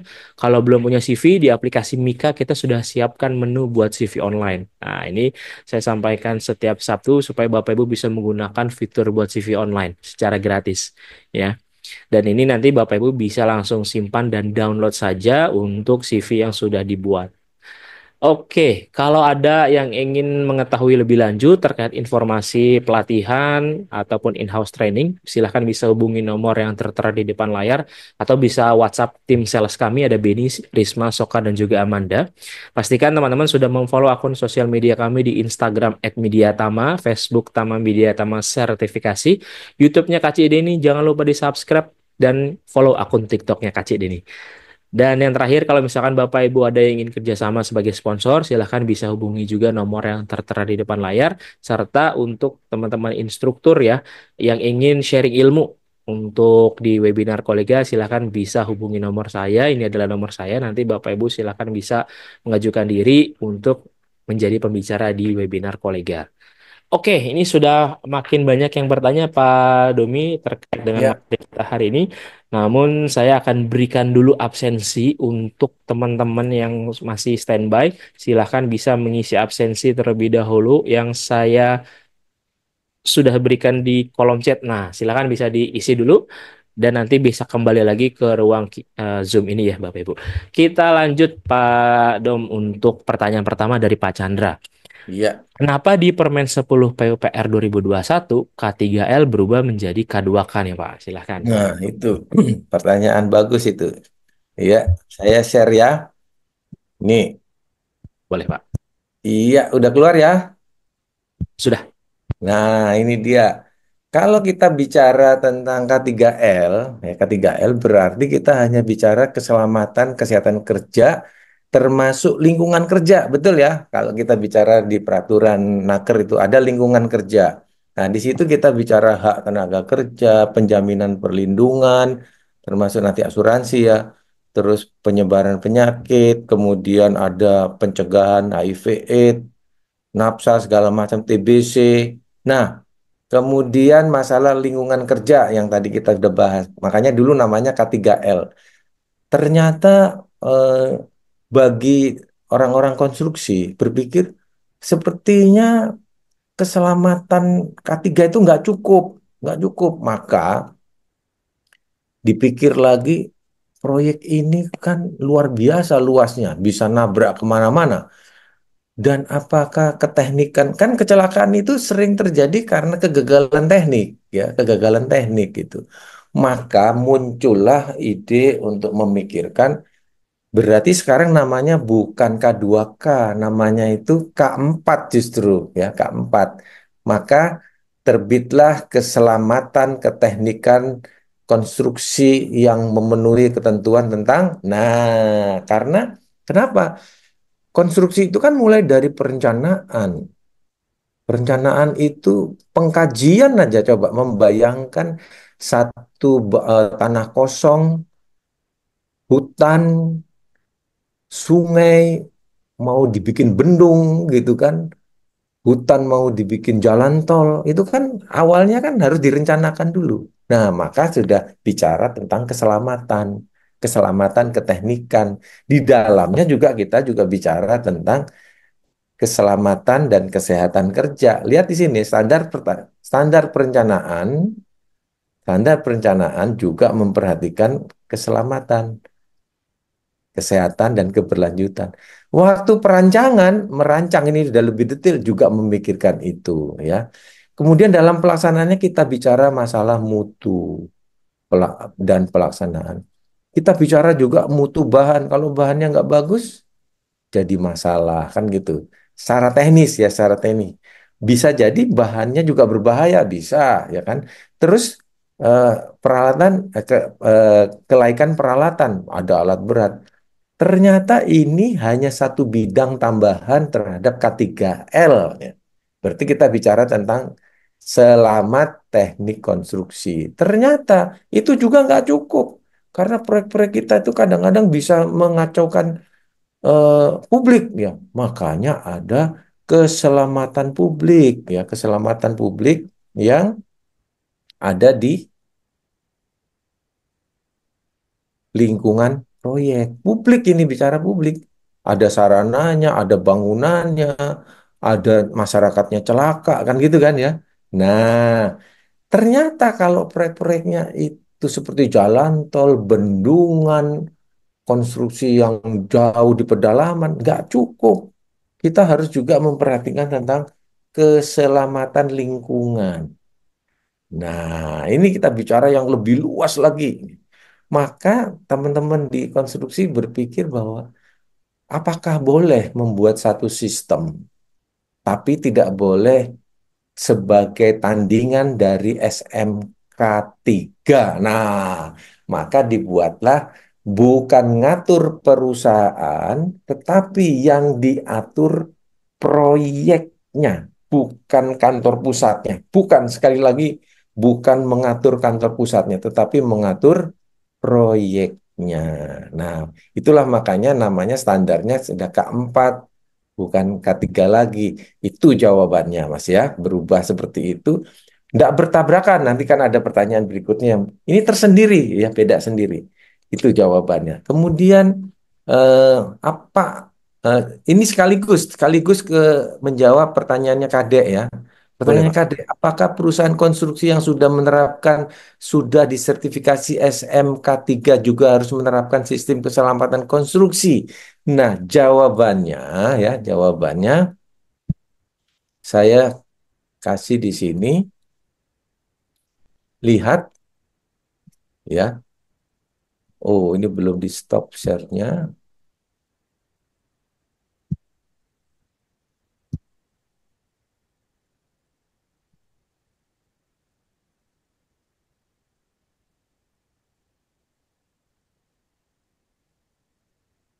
Sudah nampak, Pak. Tinggal di slideshow saja. Iya, bukan ini, bukan ini. Ya, yang ini kelihatan? Yang biru ini ya? Iya, biru kelihatan ya. Ya, kelihatan, Pak. Nah, Aman. lihat, perhatikan teman-teman ya. Perhatikan teman-teman. Kalau kita bicara tentang K3 atau SMK 3, itu dasar hukumnya.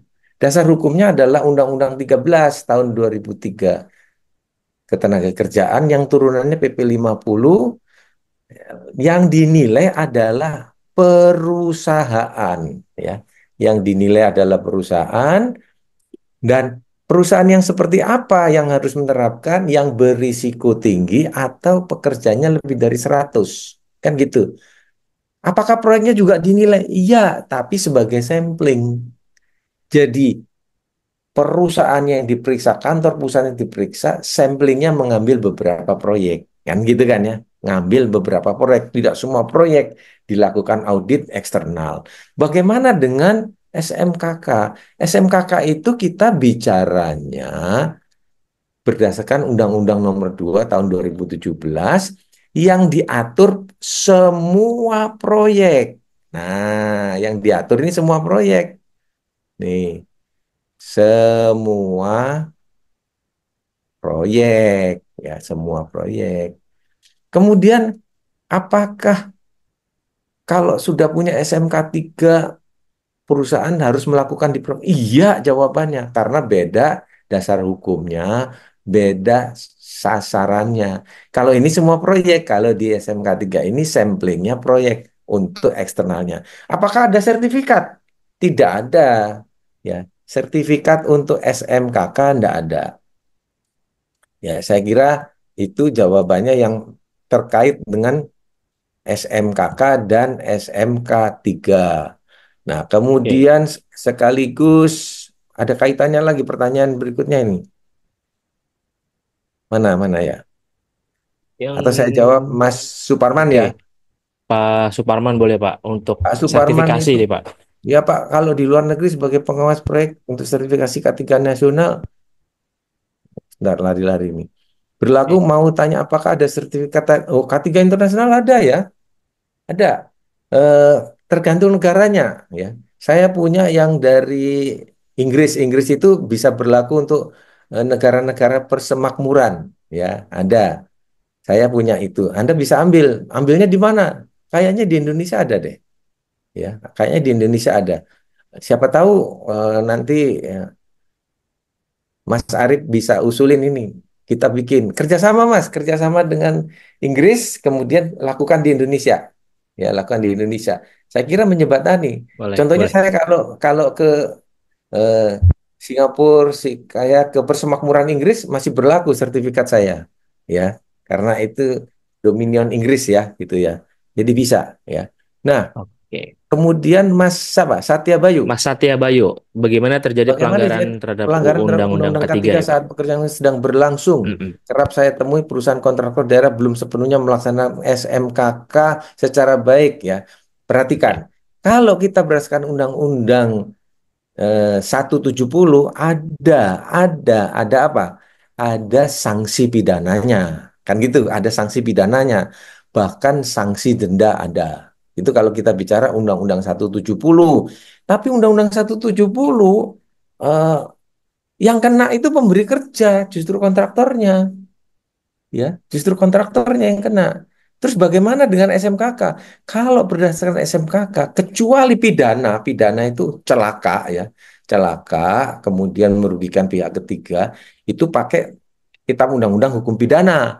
Tapi kalau pelanggaran SMKK, itu sanksinya administrasi, blacklist, nggak boleh ikut tender, dan seterusnya. Lebih banyak sanksi administratif, tidak ada sanksi pidana. Nggak ada, bisa dibaca di peraturannya ya. Jadi undang-undang jasa konstruksi juga begitu sama. Nah, coba dilihat, ada nggak sanksi pidana? Nggak, kecuali memang ada kecelakaan. Ya, jadi lebih banyak ke administratif maupun pencabutan, penghentian, nggak boleh ikut ya seperti itu.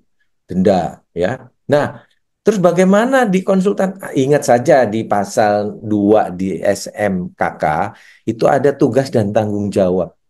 Tugas dan tanggung jawab manajemen konstruksi, tugas dan tanggung jawab pengawas, tugas dan tanggung jawab perancang, tugas dan tanggung jawab perencana, jelas di situ, ya. Nggak boleh dilanggar kalau itu. Tugas dan tanggung jawabnya ada di SMKK, ya bisa dilihat di situ. Saling kerjasama yang bagus itu ya, karena SMKK nggak bisa jalan sendiri-sendiri. Ya, kalau dalam pelaksanaan harus kontraktor kerjasama yang baik dengan pengawas, kerjasama yang baik dengan Pimpronya, gitu ya. Nah, mohon izin Oke, bertanya, Mbak Dwi ya. betul. Mbak Dwi, oke. Oke, saya bacakan ya, Pak. Jika kontraktor sudah mengcover pekerja dengan asuransi swasta, asuransi kontraktor, apakah masih perlu kontraktor provide BPJS Jakon, Pak? Pertanyaannya kan gitu. Hmm. Apa benar kalau bahasa umumnya BPJS atau asuransi, jika, nah ini jika ya, jika asuransi Anda mengcover lebih baik dari BPJS, nggak masalah, nggak masalah kan gitu kan? Berarti semua loh, ini kita bicara semua loh. Semua itu bisa seluruh pekerja, bisa seluruh pekerja di proyek ya, atau sebagian. Nah bahayanya kan pekerja ini keluar masuk keluar masuk. Kalau keluar masuk di proyek, apakah asuransi swasta punya mekanisme untuk mengcover? Kan gitu. Agak kesulitan. Makanya diciptakanlah sistem proyek yang menghitungnya bukan dari upah pekerja orang per orang, tapi berdasarkan nilai kontrak proyek kali sekian persen. Nah, itu lebih mudah ya, administrasinya lebih mudah, maka diciptakanlah BPJS yang jasa konstruksi. Nah, kalau Anda bisa menjamin seluruh pekerja keluar masuk itu dijamin oleh asuransi swasta dan lebih bagus jaminannya ya daripada BPJS yang mungkin kalau kita korek lebih dalam itu terbatas ya BPJS ketenaga kerjaan itu nggak masalah, nggak masalah. Jawabannya harus lebih baik, baik ya, harus lebih baik dan mengcover semuanya loh ya, mengcover semuanya. Dan itu agak susah ya. Pekerja buruh, anak buah mandor bisa nggak di cover? Ya kan pekerjanya subkon bisa nggak di cover sama asuransi swasta di proyek? Tentu saja susah asuransi swasta. Minta data apa? Berubah terus datanya. Nah, mending pakai BPJS yang dari nilai kontrak. Udah pukul semua semua dijamin. Yang penting ada absennya atau ada kontraknya kan gitu. Ya, itu. Nah, pertanyaan kedua, Ya, bagaimana penerapan P2K3 di proyek sama ya? Rekonstruksi itu kan bicaranya tempat kerja, ya. Kedua risikonya, kalau risikonya tinggi ya pasti harus mempunyai P2K3 atau pekerjanya lebih dari 100 ke atas lah begitu, ya wajib punya P2K3. P2K3 di kantor pusat ya hanya untuk kantor pusat karena risikonya rapatnya berbeda. Ya bayangin, bahaya yang timbul di proyek itu apakah sama dengan bahaya yang timbul di kantor pusat? Nggak sama. Dan nggak mungkin kantor pusat rapat sebulan sekali mewakili proyek. Udah nggak mungkin. Biarkan proyek itu punya P2K3 sendiri. Itu prinsipnya ya, prinsipnya di situ. Nah, jelas kita pindah ke Mas siapa? Dipo ya? ke Dipo. Ya. Terkait dengan Nihil. nihil kecelakaan kerja. Nah, Nah, itu seperti apa, Pak? perhatikan, yang namanya nihil kalau di tabel risiko itu tidak kehilangan waktu atau hari kerja. Nah, maksudnya apa? Lebih dari 2 kali 24 jam. Ya, di tabelnya bicaranya begitu ini ya. Misalnya kalau dia jatuh, istirahat sehari misalnya, besok masuk, itu masih nihil. Ya, masih nihil gitu. Besok dia nggak masuk, hari ketiganya masuk, masih nihil. Karena bukan 3 kali 24 jam. Ya, kalimatnya jelas. Levelnya berapa? Levelnya satu. Kalau kehilangan hari waktu kerja, itu levelnya dua. Nah, kalau sudah terjadi itu, sudah nggak nihil lagi. Ya, kalau bahasanya dikonstruksi seperti itu. Terus bagaimana cara menghitung realisasi biaya SMKK pada kontrak yang terjadi putus kontrak, sudah menagih dan dibayar tapi belum 100% kontraknya diputus. Apa yang Anda lakukan? Kan kontrak diputus kan di lapangan masih jalan terus, ya kan? Masih ada pemeliharaan K3-nya kan jalan terus, ya, tanda-tanda jalan terus. Selama itu demi keselamatan, bukti kerjanya ada, maka itu harus dibayar, gitu ya. Makanya tadi saya jelaskan, biasanya sih proyek nggak mau ribet-ribet, wis progresmu berapa, misalnya 15% atau 50%, kalikan saja biaya SMKK-nya berapa. Itulah tagih. Nah, itu sih gampang-gampangan. Yang benar itu ya sesuai dengan 9 elemen biaya SMKK, Anda sudah lakukan apa? Di akhir bulan tagih. Misalnya ya Anda sudah beli Apar 15. Tagih. Di biaya ada kok. Misalnya Anda sudah melakukan training di ketinggian 5 kali, tagih. Kan ada harga satuannya, kali. Misalnya Anda sudah pasang papan-papan peringatan 100 buah, tagih gitu. Itu realnya ya, realnya. Sebaiknya seperti itu, jangan pakai progres. Ya, itu. Oke. Pak Dom, Asep, kita langsung ke pertanyaan Raisa nih, Pak. Ini sudah ada yang bertanya, boleh, mau boleh. bertanya langsung nih. Buat Bapak Ibu yang ingin bertanya langsung, silahkan klik raise hand ya. Nanti kita akan berikan kesempatan untuk berbicara dengan Pak Domi hari ini. Sudah ada Pak Tumbur Siregar. Silahkan Pak Silakan. Tumbur Siregar atau Pak Hairul Anwar nih. Siapa yang duluan nih? Pak Hairul Anwar atau Pak Tumbur Siregar atau Pak Heri Parsianto. Silahkan. Pak Heri, Pak Hoirul, Oke, Pak Heri, silakan Pak Heri Parsianto. Baik, terima kasih. Assalamualaikum warahmatullahi wabarakatuh. Salam.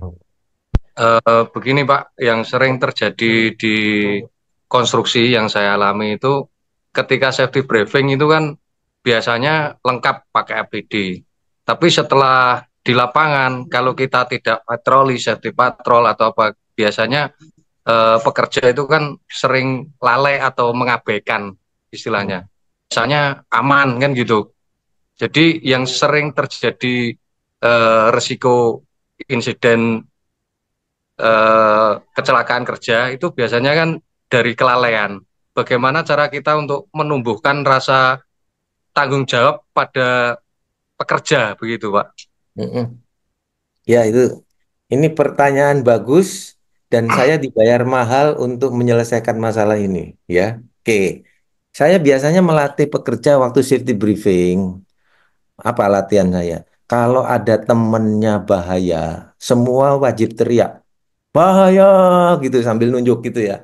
Nah, terus temennya yang diingatkan bahaya harus bilang terima kasih. Itu saya praktekkan di waktu safety briefing. Waktu safety briefing nih. Misalnya ada orang yang tidak pakai helm, temennya yang lain tuh harus berani teriak, bahaya gitu ya.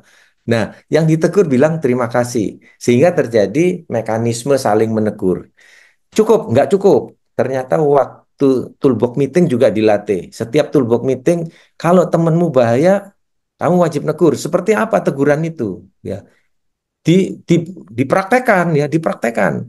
Nah, Cukup, tidak cukup ternyata ya. Di lapangan itu kan ada yang namanya pengawas. Jadi tanggung jawab mengenai menggunakan APD atau bahaya ada di pengawas langsung pekerja, mandor atau pengawas langsung. Ya, bukan ke orang ketiga. Itu yang harus ditanamkan. Makanya waktu safety briefing pun pengawas diminta untuk melakukan teguran.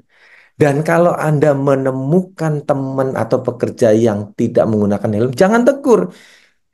Biarkan temennya yang menegur. Disentuh aja. Temenmu ingetin dong. Nah, dilatih untuk saling menegur. Kalau sudah begitu, nanti mekanisme saling mengikatkan, saling menegur itu terjadi di lapangan. Butuh waktu berapa lama? Nah, pertanyaannya kan begitu. Uh, kadang-kadang saya bisa 3 bulan loh ngajarin gitu aja. Tapi panen saya, panen apa? Seneng gitu ya, seneng. Terjadi saling menegur di lapangan. Saling, contohnya, waktu datang nggak pakai helm. Helmmu dia Pak, di atas. Yang bawain temennya, yang bawain turun ke bawah temennya. Itu bentuk dari bagaimana terjadi tanggung jawab dan kepedulian sesama pekerja. Lah tugasmu apa? Orang ketiga, memastikan proses itu berjalan sebagaimana mestinya. Gitu. Ya, itu prosesnya seperti itu saya lakukan terus tiap hari loh itu. Gitu Mas Heri.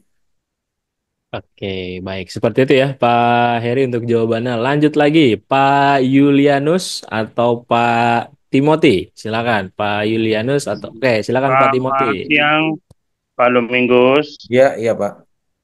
Pak, tadi saya sangat terkesima dengan Bapak waktu di materi Bapak yang pertama tuh, di situ dikatakan RKK penawaran dalam waktu singkat. Mm-mm. Pertanyaan sih, saya dalam waktu singkat itu berapa lama Pak? Sebulan kah? Seminggu Enggak kah? lah, Atau 14 berapa? hari.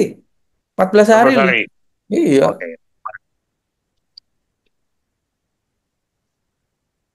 Oke, baik. Itu saja Pak Timothy, ada lagi?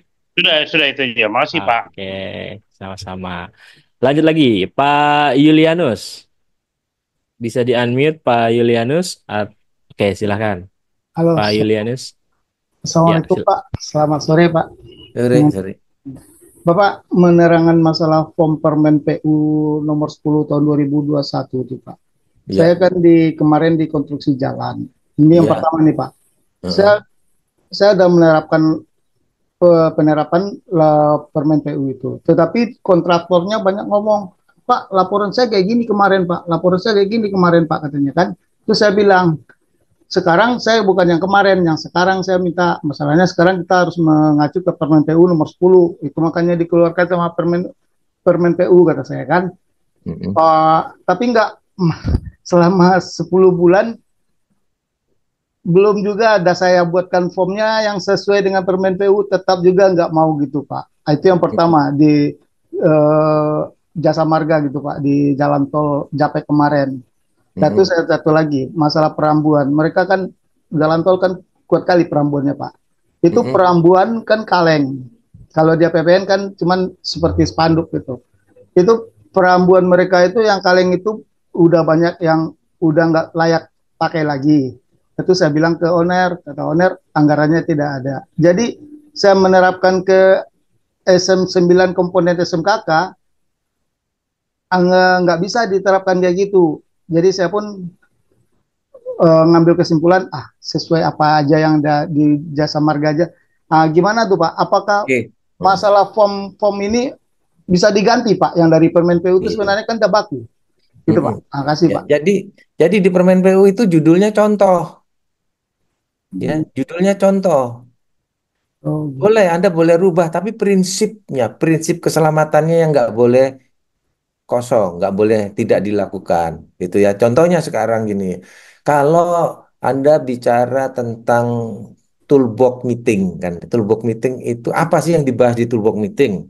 Iya. Mau formatnya beda, tapi prinsip toolbox meeting adalah satu, bicara tentang apa yang mau dikerjakan, Hmm. progresnya seperti apa, Hmm. sehat nggak, ada yang kurang sehat, kemudian bahaya kemarin apa, ya kan, Hmm. alat-alat APD-nya lengkap nggak, kalau darurat seperti apa, kemudian diselesaikan laporan. Itu kan inti. Tapi formatnya mau seperti apa? Sepakati aja bersama ya antara kontraktor dengan pengawas. Itu Hmm. bicara tidak harus persis, tapi prinsip-prinsip dari keselamatan dapat. Itu yang pertama. Yang kedua, masalah eh, tanda-tanda peringatan. Loh betul, kembali lagi ke waktu tender. Harga satuan papan pengumuman atau tanda-tanda keselamatan itu berapa? Kalau memang yang dimaksud adalah dalam bentuk logam atau kaleng, ya sepakati itu. Tapi kalau yang dipasang di itu harga 50.000 atau 30.000, itu maksudnya apa? Maksudnya itu ya cuman tulisan yang print-printan plastik itu plus rangkanya. Kan gitu logikanya itu. Hmm. Jadi kita tidak bisa memaksakan itu harus kaleng, tergantung budget memang. Tapi prinsipnya itu dapat dilihat satu ya, dapat dimengerti, ukurannya bisa dilihat dalam jarak berapa sudah cukup. Tidak harus kaleng ya. Tapi kalau rusak ya diganti. Biasanya kalau kaleng itu untuk yang sudah jadi. Ya, misalnya rambu-rambu permanen kan gitu ya yang akan dipakai di jalan yang sudah jadi. Saya kira tergantung ke budget satu, kedua tergantung kepada harga satuan dari rambu lakukan. Prinsipnya di situ, Mas, ya, prinsipnya. Ada lagi? Oke, baik. Seperti itu ya Pak Yulianus. Untuk jawabannya lanjut lagi. Ada Ibu Dwi Suci Citra Handa. Silahkan. Bisa Ya. di-unmute. Baik, oke, baik Pak, terdengar Pak? Ya, Sudah terdengar. Iya, Silahkan. baik. Bismillah. Assalamualaikum warahmatullahi wabarakatuh. Waalaikumsalam. Ya, Assalamualaikum. terima kasih atas waktunya Pak Arif dan Pak Domingus. Izin Hmm. bertanya Pak, ini sebenarnya pertanyaan saya hampir sama yang di kolom Q&A ya.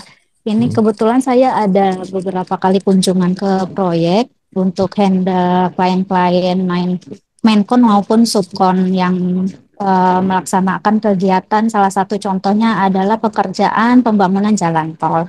Yang jadi concern kita itu semisal gini Pak, apakah diizinkan di dalam SMKK terutama itu eh, untuk leader timnya, misal itu level supervisi atau level manager itu jabatannya dihandle atau dipegang oleh WNA statusnya. Karena salah satu yang menjadi kendala kita di lapangan itu adalah terkendala dalam komunikasinya Pak, karena tidak bisa menyampaikan dengan bagus ke level pekerja juga. Kendalanya seperti itu, Pak. Mohon arahannya. Iya. Lalu yang kedua izin, Pak, terkait parameter faktor lingkungan dalam SMKK itu contohnya apa ya, Pak? Salah satunya untuk pekerjaan jalan tol. Contoh ininya aja sih pekerjaannya, Pak. Oke, Terima dua kasih, itu Pak. ya. Ya, yang Iya, pertama, benar. kita kembali ke peraturan Naker, jabatan apa saja yang tidak boleh dipegang oleh tenaga kerja asing. Ada itu ya, termasuk safety ya, termasuk jabatan safety. Nah, itu harus pegang Indonesia. Terus bagaimana kalau kita kurang percaya sama orang Indonesia? Ya, dia statusnya adalah penasehat ya, penasehat atau konsultan boleh, tapi jangan jabatan sebagai manajer, nggak boleh ya, nggak boleh. Nah, itu prinsip. Nah, banyak di lapangan saya temukan ngaku dia saya manajer safety di sini. Waduh, kena itu kalau sama naker, otomatis itu ya otomatis. Di samping komunikasi, dia juga nggak ngerti budaya, tapi cocoknya dia sebagai penasehat atau konsultan ya. Tetap orang jabatannya terserah diatur, pokoknya jabatannya harus orang Indonesia. Itu yang pertama. Yang kedua, tadi pertanyaannya tentang, ntar saya ingat-ingat lagi. Pertanyaannya tentang apa tadi ya? Izin Pak meneruskan terkait contoh parameter faktor lingkungannya Oke, di good. dalam SMKK. Oke. Nah, Kita kembali ke faktor lingkungan itu pakai lingkungan kerjanya naker saja. Ya, K3 oke, baik. Ya, pakai itu saja, tapi ada tapinya, ya, ada tapinya. Saya punya pengalaman di jalan tol Probowangi, ya, Probowangi itu lingkungannya itu dampak dari Python. Python itu kan pembakaran itu udaranya nggak bersih, radius 8 kilo nggak bersih. Berarti kembali lagi faktor lingkungan K3 linker. Jadi masalah polusi udara, kan gitu ya. kembali lagi. Ada nggak aturan linkernya? Ada, pakai K3 linker aja itu paling pas. Ukurannya jelas. Ya, kalau kita bicara faktor lingkungan, termasuk kepada penduduk sekitar maupun lingkungan kerja kita. Ya, itu jadi pakai dasar itu aja, Mbak. Tapi Oke, ada baik. tapinya nih, ada tapinya lagi. Ya, faktor kalau menyangkut tadi kan saya sajikan tampilan dari peta risiko L lingkungan ya. Peta risiko L itu kan bicara ada 6 poin ya, 6 poin. Mm-mm. Nah, itu juga bisa menjadi tolok ukur. Contohnya kemacetan, kalau 30 menit itu nilainya berapa? Tingkat risikonya berapa? 2. Kalau di atas 2 jam itu 5. Itu sebagai tolok ukur keberhasilan bisa dipakai. Nah, saya juga sudah buat formulanya kalau itu. Ya, formulanya dalam bentuk satu tabel. Contohnya sekarang, misalnya bulan lalu terjadi kemacetan akibat proyek kita 1 jam misalnya. Itu poinnya minus ya, -1 karena berdasarkan tabel risiko tadi. Ya, misalnya ada komplain akses jalan penduduk misalnya. Akses jalan penduduk yang dipakai proyek tidak dibetulkan sehingga ada komplain. Tidak dibetulkan segera ya, artinya tidak ada action. Ada komplain. Itu sudah minusnya tinggi, 3 ya, 3 gitu. Nah, otomatis performanya kan berubah ya. Performanya berubah. Tidak maksimal angkanya 5 atau mendekati 0, tapi sudah terjadi itu komplain dari masyarakat. Misalnya lagi komplain dari perhutani akibat lahannya tidak dipelihara misalnya. Atau komplain rumahnya masyarakat rusak tapi tidak ada tindakan perbaikan, itu nilai performan masalah lingkungan dapat poin lagi, minus gitu ya, minus gitu. Jadi bisa dikembangkan yang namanya penilaian performance-nya bisa, tetapi untuk mencegahnya seperti yang kita pakai K3 linker juga bisa ya. Jadi 2 pendekatannya. Mbak nanti kalau pingin lebih detail ya silakan WA saya, kita bisa saling isi, saya berikan deh dokumen bagaimana menghitung kinerja lagging indikator untuk SMKK. Itu Mbak yang bisa Oke, saya sampaikan. baik. Terima kasih Pak Domingus atas arahannya, Pak. Ya. Oke, baik. Terima kasih Bu Dwi. Lanjut lagi Pak Dede Murdiana. Silakan Pak Dede Murdiana. Bisa di-unmute dulu Pak Dede atau Pak Zainal Arif. Silakan Pak Dede atau Pak Zainal Arif bisa di-unmute. Baik, Oke, terima silakan. kasih Pak.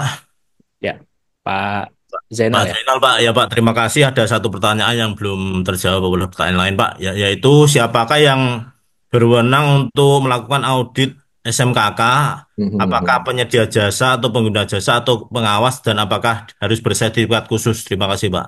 Oke, kalau di Permen PUPR tidak disebut siapa, yang penting dia ahli, satu ya, ahli K3 konstruksi, kemudian dia pernah dapat latihan bagaimana melakukan audit SMKK. Itu aja, jadi memang tidak diatur. Justru ini Anda memberikan peluang kepada Mas Arief untuk melakukan ini. Siapa tahu Mas Arief bisa bikin di media Tama, keluarin sertifikat internal, itu bisa di-hire, Pak. Bisa di-hire sama kontraktor, bisa juga di-hire sama konsultan, bisa juga di-hire sama Pimpro. Tapi yang harus melakukan awalnya ada di kontraktor, ya. Di kontraktor karena asal muasalnya kan kontraktor membuat hasil auditnya diperiksa oleh konsultan pengawas, kemudian dilaporkan ke Pimpro, gitu. Enggak disebut. Yang jelas dia harus ahli, ya Ya Pak, ahli. jadi untuk pemberi kerja tidak tidak ini juga Pak ya, tidak ada kewajiban untuk melakukan audit Pak ya. Oh, kalau kewajiban melakukan audit itu pemberi kerja nggak memeriksa, Oh baik Pak, ya. bisa saja Pak ya. Iya, Baik, terima kasih Pak. yuk. Oke, baik. Kita lanjut lagi. Terima kasih Pak Zainal. Pak Dede Murdiana. Silakan Pak Dede Iya, Murdiana. Pak. Baik, selamat siang, Pak. Siang. Siang Pak. Pak, terkait untuk masalah yang saya tanyakan itu mungkin agak sedikit ini, Pak, agak sensitif juga ya, Pak. Mm-mm. Jadi pertama, ada satu pengalaman Pak di perusahaan yang pernah saya ikut di bidang konstruksi itu Pak. Jadi ada perusahaan yang dalam satu perusahaan itu koordinator dari HSE-nya itu tidak mempunyai sertifikat keahlian ketiga Pak. Nah, sementara proyek yang didapat itu proyeknya gede-gede Pak. Nah, yang saya pertanyakan, apakah perusahaan itu sebenarnya ada yang mengaudit secara langsung? Apakah hanya audit di lapangan saja sih Pak? Itu Pak pertanyaan saya Pak. Terima kasih Pak. Nah, ini masalah penunjukan, penunjukan beneran atau pakai tender, kan gitu, ya kan? Ya, Nah, itu kondisinya bisa bisa tiga, Pak. Penunjukan penunjukan asal-asalan sesama teman kan gitu, atau tender, atau penunjukan yang ya lewat cara lain. Tetapi jelas itu satu pelanggaran kalau proyeknya besar-besar. Ya, untung kalau nggak ada kecelakaan sih nggak masalah. Tapi kalau ada, apalagi nanti sidak ya, sidaknya dari pengawas naker kalau masuk, itu risikonya berat ya itu, ya nah risiko itu berat. Pak. Nah, itu di kontraktornya, perusahaan kontraktornya, ownernya diem juga itu salah. Ya, jadi kalau dari pengalaman kemarin tuh saya sendiri pribadi sendiri itu tahunya itu ketika proyek berjalan. Mm-mm. Nah, ketika di lapangan saya menanyakan ke beberapa apa namanya pekerja dari kantornya itu, ini program HSE dan HSE yang di lapangannya ada berapa orang. Nah, setelah saya cek-cek di lapangan ternyata ada beberapa HSE juga yang tidak mempunyai sertifikat, tapi sudah Hmm. di standby-kan di proyek Pak.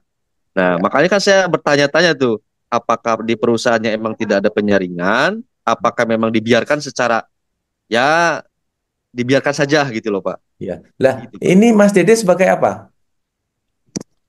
Saya itu sebagai HSE juga Pak di lapangan di proyek. Oke, saran saya kalau Anda menghadapi seperti itu, satu, untuk meng-hire atau mencetak gitu ya, mencetak orang yang kompeten, itu kan butuh uang, butuh dana ya Pak ya. Betul ya? Betul, Oke. betul Pak. Antisipasinya Anda kembali ke melakukan latihan internal, Pak. Tuh. Jadi kompetensi itu dicapai lewat pelatihan internal. Boleh nggak? Boleh. Undang-Undang 170 bilang harus dilakukan latihan internal, pembinaan. Yang kedua, proyek berdasarkan Permen PUPR 10 tahun 2021 eh, boleh melakukan latihan di lapangan dan gitu. Tujuannya apa? Tujuannya untuk mencegah, kedua menambah kompetensi petugas atau pejabat untuk lebih tahu masalah K3. Kan Anda yang sudah tahu posisinya kan, bikin aja Betul. program internal, Pak, untuk mengantisipasi jangan sampai terjadi kecelakaan. Saran saya seperti itu. Oke, baik Pak. Terima kasih Pak atas sarannya Pak. Ya. Baik. Ada lagi? Oke, Pak Nurwin. Silakan Pak Nurwin. Bisa di-unmute terlebih dahulu. Ya, Selamat siang silakan. Pak, bisa terdengar Pak Ya. sore? Sudah Ya. jelas Pak. Nah, jelas gini Pak, saya nama Nurwin, saya bekerja di PT Reka Bumi Perkasa. Sekarang ini posisi saya di Sumatera Barat di Jalan Tol Trans Sumatera. Nah, yang di pertanyaan saya gini loh Pak, sebabnya di sini kan banyak ke jalan tol ini K3 yang banyak ikut online gitu, tapi tidak memiliki sertifikat nggak memiliki lisensi kan. Nah, jadi mereka tuh di lapangan kadang-kadang bekerja tidak tahu tentang masalah safety kan gitu, yang kurang masalah untuk kayak rambu-rambu apa segala macam pengetahuan tentang safety gitu kan. Nah, itu sebenarnya harus bisa ditindak nggak itu Pak? Ini Mas, Nah, Mas Nurwin sebagai apa di situ? saya HSE Pak, di saya HS, sekarang KPC Office, HSE-nya kontraktor PT atau Reka Bumi, tapi saya bergabung di HKI, di oh Jalan Panasi Cincin. ya ya. Jadi begini Mas, kalau saya lakukan ya pengalaman saya minta kompak dulu latihan bareng ya, latihan bareng. Jadi kalau mau ditindak pun kan perlu waktu.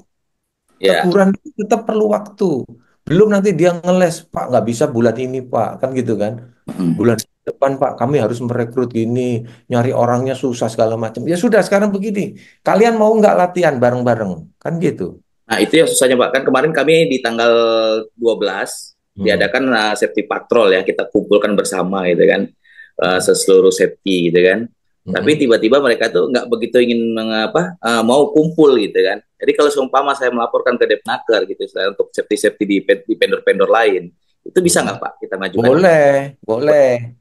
Tapi saran saya sih gini ya. Anda lapor itu kan berarti Anda cari petugas pengawas kan? Ya. Kenal nggak dengan petugas pengawas di sana?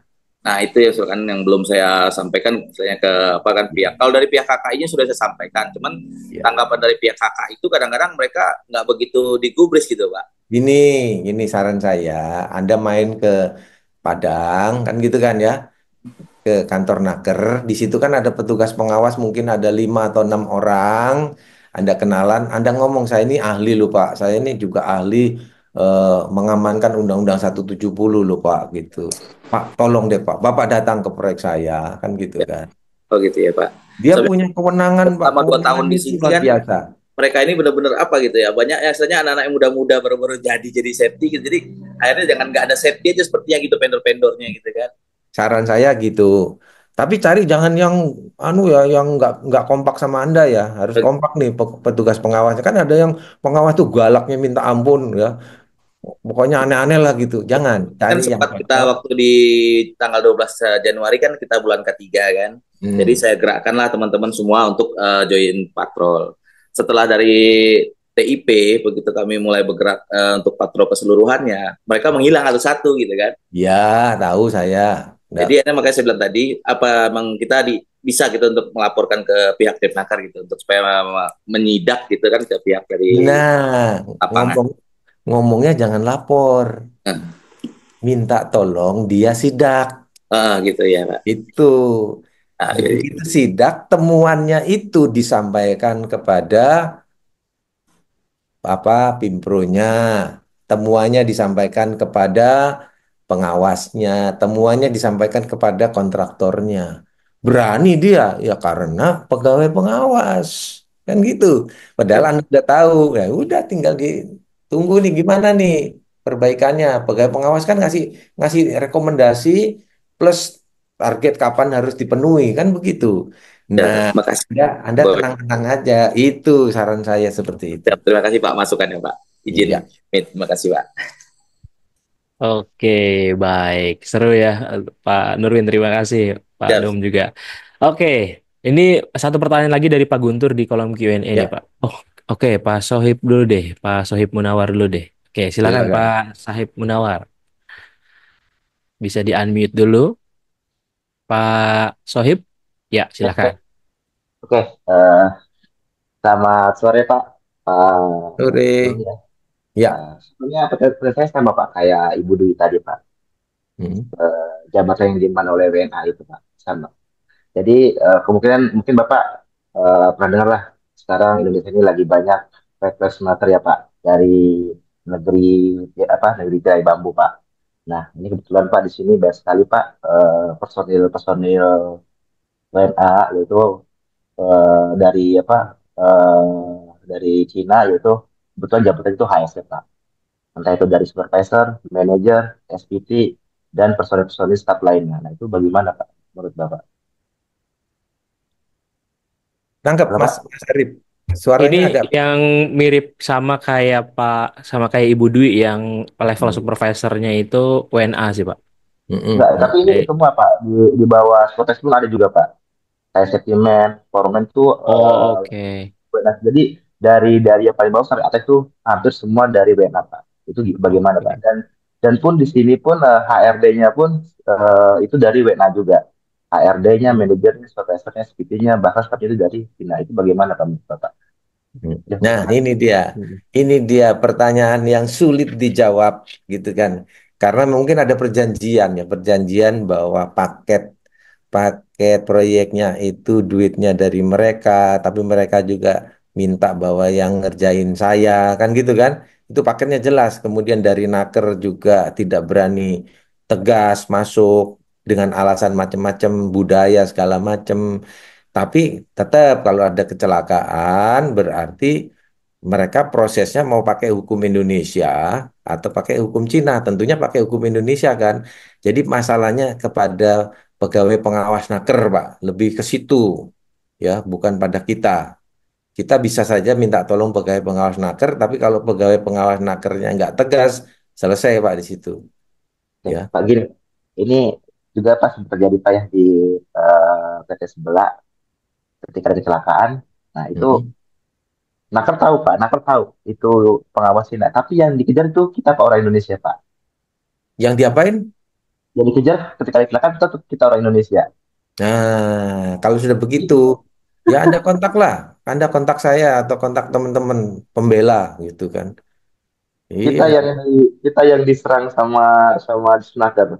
Tapi orang Cina ini langsung pada hilang semua. Makanya saya gimana ya, saya bingung juga di posisi di sini kan ya. Ketika ada kecelakaan, mereka orang pada ngumpet, tapi kita yang dikejar-kejar sama Naker. Nah, sedangkan Naker itu tahu bahwa di sini orang Cina banyak sekali, tapi mereka tidak bertindak. Ya, hati-hati ya bahwa tugas dan tanggung jawab ini harus tertulis jelas ya. Jangan sampai Anda, karena gini, di dalam Kitab Undang-Undang Hukum Pidana kan ada kalimat begini, barang siapa lalai menyebabkan orang lain celaka dan seterusnya gitu ya. Nah, barang siapa lalai ini Anda harus bisa membuktikan saya tidak lalai. Saya tidak lalai itu dalam bentuk tugas dan tanggung jawab serta kewenangan ya. Anda tidak bisa kalau kewenangan Anda tidak bisa masuk ke orang Cina itu tegas ditulis berarti Anda tidak dianggap lalai. Prinsipnya di situ. Jadi pembahasan tentang kelalaian ini agak mendalam. Anda boleh searching Google, Anda bisa konsultasi dengan lawyer gitu supaya Anda tidak disalahkan. Jadi kalimat barang siapa lalainya itu ditujukan pada Anda gugur. Berarti intinya kita harus ada bukti bahwa kita tuh tidak lalai itu aja Pak ya. Iya, tidak lalai. Tidak lalai kan macam-macam. Ya, Kewenangan Anda terbatas. Ya, kendali Anda terbatas kepada seseorang ataupun kelompok orang. Oh, area kerja Anda terbatas sehingga Anda tidak akan mampu untuk menjangkau area itu. Nah, di situ kompetensi Anda juga terbatas misalnya, tapi Anda ditugaskan di situ. Itu gugur, kelalaiannya gugur. Nah, jadi ini Pak kasih kita contoh. Jadi ada kayaknya 2 bulan yang lalu ya terkait masalah izin kerja. Eh, saya sempat di SP gara-gara izin kerja terkait saya tidak boleh tanda tangan. Kenapa? Karena proteksinya itu belum belum lengkap. Ya, yang salah kan ini yang nyuruh Anda tugas di situ, atasan tuh yang salah. Jadi Orang nggak kompetensi kurang kok ditaruh di situ, itu masalahnya. ya, makanya ini Pak, makanya saya maksudnya saya pengen sharing sama Bapak tujuan Mm-mm. punya tim agar tim saya juga bisa bisa nge-backup sendiri Pak ketika nanti ada intervensi dari pihak WNA itu sih Pak yang Ya, saya oke. Ya, anulah kapan-kapan ngundang anu online saya jelasin dah. Kan pasti kalau Pak. orang yang pihak ketiga itu menjelaskan kan beda kan gitu. Ya, ya. Oke, Pak, terima kasih Pak Doni. Yuk. Ah, Mm-mm. Oke, baik. Semakin sore semakin seru ya, Pak, pertanyaannya. Seru. Tadi ada Oh, 2 pertanyaan tertulis ini kok ini hilang ada satu. nih. Ini ada pertanyaan dari Pak Guntur. Jika Ya, suatu ada dua perusahaan loh tadi. Tadi ada Oke, 2 Mas, hilang satu ini. oke, nanti saya coba cek lagi nih. Jika suatu perusahaan mempekerjakan pihak ketiga dan terjadi suatu insiden dan tidak memasukkan dalam laporan K3 karena menganggap bukan karyawan tetap karyawan tetap mereka. Nah, untuk menghindari merusak laporan zero incident. Nah, apakah hal ini dibenarkan, Pak? Nggak bisa. Pokoknya semua yang bekerja di situ bisa dibuktikan dia bekerja di situ kan gitu kan ya, kecuali ada anak kampung masuk ke situ nekat, nah itu masih bisa toleransi kan, misalnya udah dikasih pagar kasih pengumuman ada anak-anak masuk celaka. Nah, itu masih masih bisa diusut itu, tapi selama dia dibuktikan bekerja di situ sebagai tenaga kerja masuk dalam perhitungan, nggak bisa menghindar. Oke, baik. Seperti itu ya Pak Guntur. Nah, ini pertanyaan yang satunya lagi Pak, yang Ya, dari Ibu Elisa. Elsa. Ya. P2K3 proyek apa harus disahkan oleh Disnaker juga, Pak. Sedangkan P2K3 kantor pusat sudah disahkan oleh Disnaker. Dan Ya, kalau lokasi proyeknya perusahaan beda provinsi, apakah P2K3-nya harus dibuat lagi di Disnaker provinsi lain? ya, jawabannya kita bicara risiko satu, risiko tinggi ya. Definisi risiko bisa membuat orang meninggal, peledakan dan seterusnya, kan gitu. Yang kedua, pekerjanya lebih dari 100. Ya, itu dulu, itu bicara risiko. Berarti harus ada P2K3. Pertanyaan berikutnya, tempat kerja. Tempat kerjanya proyek kan beda sama tempat kerjanya kantor pusat. Ya, kantor pusat misalnya di satu gedung, di satu rumah atau di satu berapa lantai, itulah tempat kerjanya kantor pusat. Wilayah kerjanya memang termasuk proyek, tapi tempat kerjanya proyek sendiri karena definisi tempat kerja yang banyak risiko-risiko kecelakaan itu kan beda di proyek sama di kantor pusat. Sehingga manajemen keselamatan kerjanya ya per tempat kerja. Itu contoh proyek ini bicara proyek loh. Maka harus ada pemberitahuan atau izin dari Dinas Tenaga Kerja setempat. Nah, rumusnya begitu. Nggak bisa kantor pusat terus ngurusin ngurusin eh, tempat kerja bahaya di proyek dan harus rapat rutin di sana kan nggak mungkin, keterbatasan jangkauan. Jadi makanya harus naker setempat tahu dan izin. Yang kedua bahwa ada peraturan naker bahwa proyek yang umurnya sekian bulan itu sudah harus lapor ke tenaga kerjaan. Jadi rumusnya sekarang dulu masih oke lah ngeles-ngeles ya. Perusahaan BUMN besar juga ngeles lah gitu. Sekarang udah nggak bisa. Ya, karena definisi tempat kerja itu sangat mengikat. Risikonya, organisasinya juga begitu. Ya, jadi per Oke, tempat kerja. baik. Seperti itu ya Ibu Elsha. Nah ini Pak Soib sepertinya nanya lagi Pak. Izin Ya, Pak, satu lagi silakan. Pak. Silakan. Pak Soib, silakan Pak Soib. Enggak Pak, itu tadi Pak, itu yang Oh dicari tadi belum ada. udah. Oke, baik. Ada lagi Bapak Ibu semuanya? Pak Heri, satu lagi deh Pak Heri. Silakan Pak Heri Prasianto. Pak, mohon izin untuk minta soft materinya boleh Pak untuk dipelajari ulang Oke. karena Tadi ada yang kadang minta Excel ya Pak? Pak Arif? ya Ada yang Ya, minta Excel itu? oke. Kalau untuk yang materi nanti sudah ditayangkan di aplikasi, tapi kalau untuk yang Excel nanti bisa japri aja ya Pak ya ke saya, nanti saya bantu untuk Oh ya, japri ke iya, Mas iya. Arif aja ya Pak ya. Udah, untuk nanti saya kirim ke Mas Arif ya. Oke, untuk baik. japrinya nomornya Pak. Oke, nanti saya share di kolom chat ya Bapak Ibu untuk nomor saya. Nanti silakan yang ingin Excel-nya yang tadi, silakan bisa japri nomor saya yang akan saya share di kolom chat. Oke, Baik, terima kasih Pak. sama-sama. Oke, baik Bapak Ibu semuanya, karena tak terasa waktu sudah pukul 3 sore ya, Pak Dom, makin sore makin menarik tadi pertanyaannya. Tapi sebelum kita closing, mari sama-sama kita dengarkan dulu closing statement dari Pak Domingus kepada Pak Dom, dipersilakan. Iya, jadi masalah SMKK itu kita tidak bisa kerja sendiri-sendiri, kontraktor kerja sendiri, pengawas kerja sendiri, PPK kerja sendiri. Tidak jawabannya. Itu tim, ya. Tim proyek yang bekerja bersama-sama untuk menciptakan zero zero accident dan zero rugi, ya. Zero accident dan zero rugi. Maksud zero accident ini terkait pada orang. Kemudian zero accident terhadap kecelakaan peralatan, kan gitu ya. Zero accident terhadap lingkungan dan masyarakat.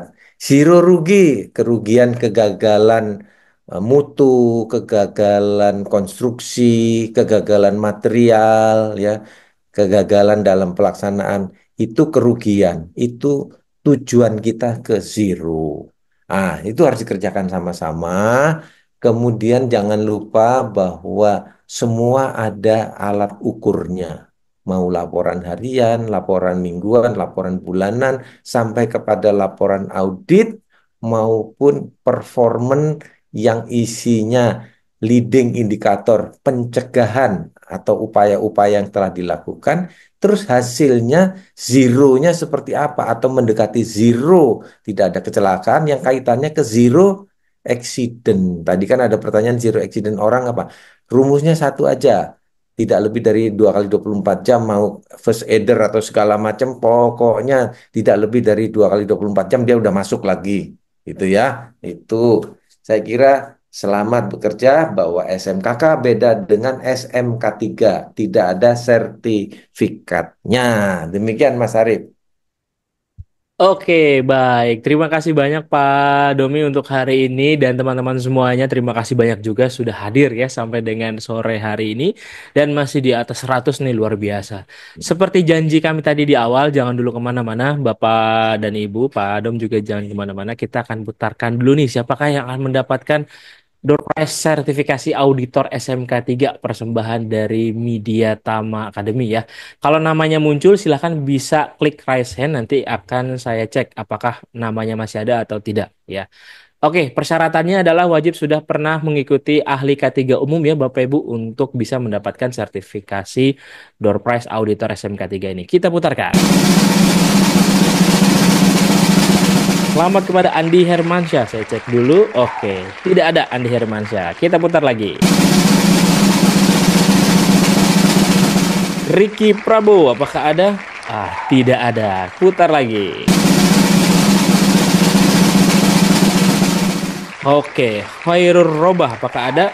Tidak ada. Putar lagi.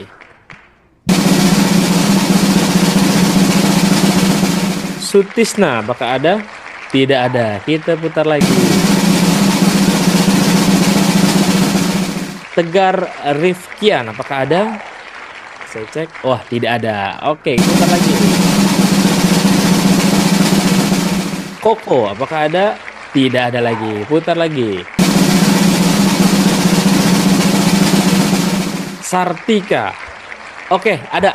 Selamat kepada atas nama Sartika Effendi mendapatkan Door Prize sertifikasi auditor SMK 3 persembahan dari Media Tama Academy. Nanti setelah ini saya akan WA ya terkait dengan persyaratannya. Sekali lagi selamat dan terima kasih buat Bapak Ibu semuanya yang sudah hadir di webinar hari ini. Terima kasih banyak Pak Domi sudah berkenan kembali untuk mengisi materi kita pada siang menjelang sore hari ini, dan mudah-mudahan apa yang disampaikan Pak Domi bisa bermanfaat ya untuk kita semuanya Bapak Ibu, serta diberikan keberkahan juga untuk Pak Domi sebagai pembicara hari ini.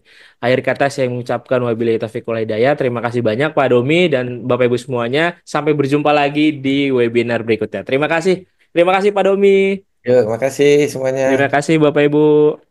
Saya sudah kirim ya Mas Arif. Siap, nanti saya akan kirim ke peserta yang meminta ya Pak. Terima kasih Pak.